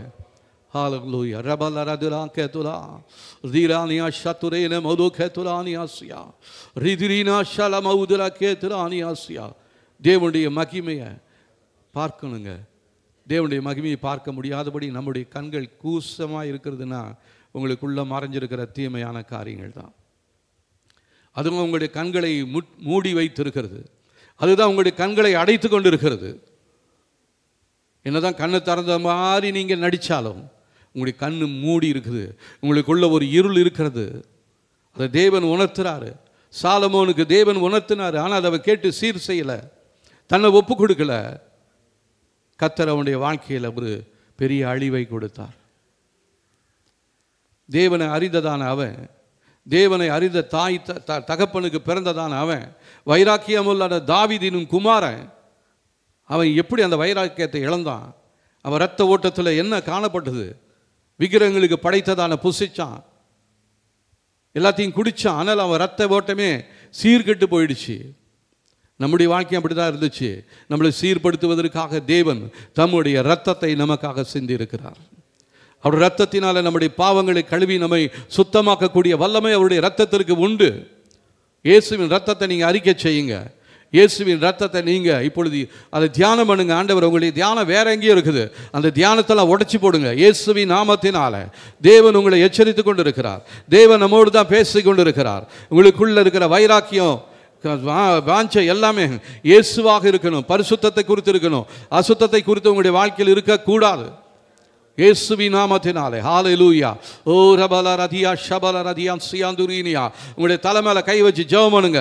ஆண்டவரே, என் தலைப்பகுதியை மூடி வைத்திருக்கிற தீமையின் வல்லமை இயேசுவின் நாமத்தினாலே என் வாழ்க்கை விட்டு வெளியேறுவதாக என்று சொல்லுங்க. உங்களுடைய உள்ளத்திலிருந்து வெளியே வரும்படியா சொல்லுங்க. உள்ளத்தில் மறைந்திருக்கிற தீமையான வல்லமைகள் இயேசுவின் நாமத்தினாலே வாந்தி பண்ணி போடுகிறேன் என்று சொல்லுங்க. தீமையான காரியங்களை என்னை விட்டு வெளியே வா, இயேசுவின் நாமத்தினாலே. ஓ ரபல ரதியா சியாதுரீனியா ரிகதுலோதுரீன கர்த்தாவே, உங்களுடைய மகிமை இப்பொழுது இந்த பிள்ளைகளுடைய வாழ்க்கையில் வெளிப்படும்படியாக நான் ஒப்பு கொடுத்து ஜெபிக்கிறேன். ஆண்டவரே, நீங்க கிரியை செய்யுங்க, நீங்க கிரியை செய்யுங்க, நீங்க இந்த நாளிலே கிரியை செய்யுங்க. எங்களுக்குள்ளாக மறைந்திருக்கிற தீமையான காரியங்கள், விக்கிரக வல்லமைகள், அசுத்தத்தின் எண்ணங்கள் எங்களை விட்டு வெளியேறும்படியாக நாங்கள் இப்பொழுது ஒப்பு கொடுத்து ஜெபிக்கிறோம். ஆண்டவரே, hallelujah. Receive in Jesus name. தேவனுடைய நாமத்தினால் இப்பொழுது விடுதலையை பெற்றுக்கொள்ளுங்க. கர்த்தர் உங்களுக்கு இந்த நாளில் ஒரு விடுதலையை தருகிறார், விடுதலையை கொடுக்கிறார். ரபலரதியா ஷபலரபது உகதுலா ரிகதுலானியா சந்துரினி மெரகதுலானியாசியா. இல்லைன்னா பின்னாடி நீங்கள் வருத்தத்தோடு உங்களுடைய வாழ்க்கையை நீங்கள் கழிப்பீங்க. உங்களுடைய கண்களுக்கு பிரியமாக இருக்கிறது, உங்களுடைய இருதயத்துக்கு ஏற்றதாக இருக்கிறது எல்லாமே ஒரு நாளைக்கு உங்களை விட்டு வஞ்சித்து வெளியே போயிடும், மகிமை போயிடும். அந்த நாளில் நீங்கள் என்ன பண்ணுவீங்க? கர்த்தர் உங்களோடு தான் பேசுகிறார், உங்களை தான் எச்சரிக்கிறார். தேவ சத்தத்தை கேட்டு தேவ சித்தம் செய்யும்படியாக உங்களை அர்ப்பணிங்க. குடும்ப ஜெபத்தை நீங்கள் ஒப்புக்கொடுங்க. குடும்பத்தில் நாங்கள் ஜெபிப்போம் என்று சொல்லுங்கள். Hallelujah. Ora rababa la ramala ketulania sahatulu rikatulo direna maushabala radhiasniadurinia. கர்த்தாவே, உங்களுடைய மகிமை உங்களுடைய பிள்ளைகளுடைய வாழ்க்கையில பெரிதாய் வெளிப்படுவதாக, அவருடைய குடும்பத்தில் உங்களுடைய மகிமை வெளிப்படுவதாக, அவருடைய மறைந்திருக்கிற தீமையான காரியங்கள் இயேசுவின் நாமத்தினாலே வெளியே வருவதாக. இப்பொழுது தாவீதை போல ஒரு பொருத்தனை பண்ணுங்க. ஆண்டவரே, உங்களுடைய சமூகத்தில் உங்களுக்காக ஒரு ஸ்தலத்தை நாங்கள் ஆயத்தம் பண்ணுற வரையிலும் எங்களுடைய கண்களுக்கு நாங்கள் நித்திரையை வரவிடுவதில்லை ஆண்டவரே. எங்களுடைய படுக்கையின் மேலே நாங்கள் போய் ஏறுவதில்லை ஆண்டவரே. கர்த்தாவே, நீங்கள் காமிக்கிறதான அந்த வாசஸ்தலத்தை, அந்த மகிமையை எங்களுடைய வாழ்க்கையில் நீங்கள் வைக்கும்படியாக நாங்கள் சொல்லி ஜெபிக்கிறோம் ஆண்டவரே. ஹalleluya. ஓ ஹalleluya. நாம் யாவரும் எடுத்துக்கொள்வோம். சங்கீதம் 132 அதிகாரம் 1-5 வசனங்களை இப்பொழுது சேர்ந்து வாசிக்க போகிறோம். தேவ சமூகத்தில் ஒரு பொருத்தனை பண்ண போகிறோம். ஹalleluya. 754 பக்கத்தில் இருக்குது. எல்லாம் எடுத்துக்கங்க, என்னோட சேர்ந்து வாசிங்க. கர்த்தாவே, தாவீதையும் அவனுடைய சகல உபத்திரவத்தையும் நினைத்தருளும். அவன், நான் கர்த்தருக்கு ஒரு இடத்தையும் யாக்கோபின் வல்லவருக்கு ஒரு ஸ்தலத்தையும் காணுமட்டும் என் வீடாகிய கூடாரத்தில் பிரவேசிப்பதும் இல்லை, என் படுக்கையாக கட்டிலின் மேல் ஏறுவதும் இல்லை, என் கண்களுக்கு நித்திரையும் என் இமைகளுக்கு உறக்கத்தையும் வரவிடுவதும் இல்லை என்று கர்த்தருக்கு ஆணையிட்டு யாக்கோபின் வல்லவருக்கு பொருத்தனை பண்ணினான். இப்போ நம்ம கர்த்தருடைய சமூகத்தில் ஒரு பொருத்தனை செய்ய போகிறோம். தேவ சமூகத்தில் ஒரு பொருத்தனை செய்ய போகிறோம். மனுஷனோட அல்ல, ஊழியக்காரனோட அல்ல, சபையோட அல்ல, கர்த்தரோடு உங்களுடைய பொருத்தனை இருக்கட்டுங்க. உங்களுடைய பொருத்தனை இருக்கட்டும். இன்னொரு விஷயம் கூட அந்த வசனங்களை வாசிக்கலாமா? கர்த்தாவே, தாவீதையும் அவனுடைய சகல உபத்திரவத்தையும் நினைத்தருளும். அவன், நான் கர்த்தருக்கு ஒரு பீடத்தையும் யாக்கோபின் வல்லவருக்கு ஒரு வாசஸ்தலத்தையும் காணுமட்டும் என் வீடாகிய கூடாரத்தில் பிரவேசிப்பதும் இல்லை, என் படுக்கையாக கட்டிலின் மேல் ஏறுவதும் இல்லை, என் கண்களுக்கு நித்திரையும் என் இமைகளுக்கு உறக்கத்தையும் வரவிடுவதும் இல்லை என்று கர்த்தருக்கு ஆணையிட்டு யாக்கோபின் வல்லவருக்கு பொருத்தனை பண்ணினான். ஹalleluya. இப்போ நீங்கள் தேவ சமூகத்தில் பண்ணுகிறதான பொருத்தனை, அவருடைய சமூகத்தில் பண்ணுற பொருத்தனை, உங்களுக்கும் தேவனுக்கு இடையில் நீங்கள் செய்ய போகிற பொருத்தனையை இப்போ நீங்கள் உங்களுடைய உள்ளத்திலிருந்து ஆண்டவர்கிட்ட சொல்லுங்கள். ஆண்டவரை, நீங்கள் எங்களுக்கு முன்பாக இருக்கிறீங்க, எங்களுக்குள்ளாக இருக்கிறீங்க. நாங்கள் இப்போ ஒரு பொருத்தனை செய்கிறோம். ஆண்டவரே, நாங்கள் எங்களுடைய கண்களுக்கு நித்திரையை வரவிடுவதில்லை, எங்களுக்கு உறக்கத்தையும் வரவிடுவதில்லை, கூடாரத்தில் பிரவேசிப்பதில்லை, படுக்கையாக கட்டிலின் மேல் ஏறுவதும் இல்லை. ஆண்டவரே, ஹalleluya. கர்த்தருக்கு ஒரு இடத்தையும் யாக்கோபின் வல்லவருக்கு ஒரு ஸ்தலத்தையும் காணு மட்டும், மகிமை எனக்குள்ளாக நிரம்பி வழிய மட்டும். ஆண்டவரே, நான் இந்த ஜெபத்தை விடாதபடிக்கு நான் போராடி ஜெபிக்கிறேன். என்னையும் என் குடும்பத்தை உங்களுடைய மகிமையினாலே நிரப்புங்க பரிசுத்த ஆவியானவரே. உங்களுடைய மகிமையினாலே நிரப்புங்க ஆண்டவரே. எங்களுடைய பாத்திரம் நிரம்பி வழியட்டும் ஆண்டவரே. எங்களுடைய பாத்திரம் தேவனுடைய மகிமையினால் நிரம்பி வழியட்டும் ஆண்டவரே. ஹalleluya. ரபலரிதிடானியா சந்துரேனியா. தேவ சமூகத்தில் ஒப்பு கொடுத்து ஜெபிப்போம். ஆண்டவரே, இந்த நேரத்தில் நீங்கள் எங்களோட பேசின வார்த்தைகளுக்காக நன்றி ஆண்டவர். உமக்கு ஒரு இடத்தை நாங்கள் ஆயத்தம் பண்ணாம வெறுமையாக்கப்பட்டிருக்கிறோம். பிசாசு எங்கள் வாழ்க்கையில் எங்களை வெறுமையாக்கிட்டான் ஆண்டவரே. எங்களுடைய எதிராளி எங்களுக்குள்ள உள்ள நுழைந்து எங்களுக்குள்ள இருக்கிற மகிமையை திருடி சென்றுட்டான் ஆண்டவரே. திருடி சென்றதான எல்லா மகிமையும் இப்பொழுது நான் இயேசுவின் நாமத்தினாலே பெற்றுக்கொள்ளும்படியாய் ஒப்பு கொடுக்கிறேன் ஆண்டவரே. கர்த்தாவே, ஸ்தோத்திரம். தேவரீர், நீர் இந்த நாளில் எங்களுடைய வாழ்க்கையில் செய்து கொண்டிருக்கிற எல்லா மேன்மைகளுக்காக, மகத்துவத்திற்காக நன்றி சொல்கிறேன். உங்களுடைய கரத்தில் எங்களை தாழ்த்தி ஒப்பு கொடுக்கிற ஆண்டவரே, இந்த வார்த்தைகளை கேட்ட ஒவ்வொருடைய வாழ்க்கையிலும் நீங்கள் இந்த நாட்களில் பேசி கொண்டிருப்பதற்காக ஸ்தோத்திரம். பேசின வார்த்தைகளை ஆண்டவரை கேட்டு உதாசீனப்படுத்தாதபடிக்கு அது தங்களுடைய இருதயங்களிலே நல்ல நிலத்தில் விதைக்கப்பட்ட விதைகளாய் ஆண்டவரை மாறும்படியாய் சொல்லி ஜெபிக்கிறோம். அதை பொறுக்கும்படியாய் பறந்து கொண்டிருக்கிற பறவைகள், துஷ்ட ஆவிகள் எங்களை விட்டு விலகி போகும்படியாய் சொல்லி ஜெபிக்கிறேன். திருடர்கள் எங்களுடைய எல்லைகளிலிருந்து வெளியேறுவார்களாக. நீர் ஆண்டவரே எங்களுக்கு பாதுகாப்பை கொடுக்கிற தேவனாய் இருப்பதற்காக நன்றி. உங்களுடைய கரத்தில் எங்களை தாழ்த்தி ஒப்பு கொடுக்கிறோம் ஆண்டவரே. ஹalleluya. நீங்களே தேவனுடைய ஆலயமாக இருக்கிறீர்கள் என்று சொல்லி ஆண்டவர் சொல்லியிருக்கிறார். ஆலயத்துக்கும் பேலியாளுகளுக்கும் இடம் இல்லை, வித்தியாசம் இருக்கிறது. நம்ம இருளுக்கும் ஒளிக்கும் சம்பந்தம் ஏது? தேவனுடைய மகிமைக்கும் மகிமை இல்லாதவர்களுக்கும் வித்தியாசம் இருக்குது. அவங்களுக்கு நமக்கும் ஒரு தொடர்பு இல்லை. ஆனால் நம்ம அவங்களோட தான் போய் உட்காந்துக்கிட்டு அவங்களோட தான் போய் ஐக்கியப்பட்டு கொண்டு இருக்கிறோம். இதை தேவன் இந்த நாளில் உணர்த்தி கொண்டு இருக்கிறார். நம்ம தேவ சமூகத்தில் அறிக்கை செய்வோம். ஆண்டவரை, என்னுடைய வாழ்க்கையில் ஒரு பிரிந்து இருக்கிறதான பிரிதல் ஒன்று எங்கள் வாழ்க்கையில் வேண்டும் ஆண்டவரே. அந்நிய நுகத்தில் நாங்கள் அவிசுவாசியோட இணைக்கப்படக்கூடாது ஆண்டவரே. எங்களுடைய தொடர்பு, எங்களுடைய ஐக்கியம் உங்ககிட்ட மாத்திரம்தான், உங்களோட மாத்திரம்தான் இருக்கணும். உங்களுடைய மகிமையினால் எங்களை நிரப்புங்க ஆண்டவரே. ஹல்லேலூயா. ஓ ரபாலா ரதிடானா சந்துரினி. ஆண்டவரே, இந்த நாளில் இந்த வார்த்தைகளை கேட்டுக்கொண்டிருக்கிற கேட்கப் போகிற ஒவ்வொரு பிள்ளைகளுக்காக நன்றி. ஒவ்வொருடைய வாழ்க்கையிலும் தேவனுடைய மகிமை நிரம்பி வழிவதாக எங்களுடைய வாழ்க்கையில் ஒரு இடத்தை கர்த்தர் ஆயத்தப்படுத்துவீராக. தேவ மகிமை எங்களுக்குள்ளாக தங்கி இருக்கும்படியாய் நீங்கள் எங்களுக்கு ஒரு இடத்தை ஆயத்தப்படுத்தி எங்களோட பேசி கொண்டிருக்கிற நம்முடைய வார்த்தைகளுக்காக நன்றி. தொடர்ந்து நடத்துங்க ஆண்டவரே. எல்லா மகிமைக்கே செலுத்துகிறோம். இயேசுவின் நாமத்தில் ஜெபிக்கிறோம் நல்ல பிதாவே. ஆமென்.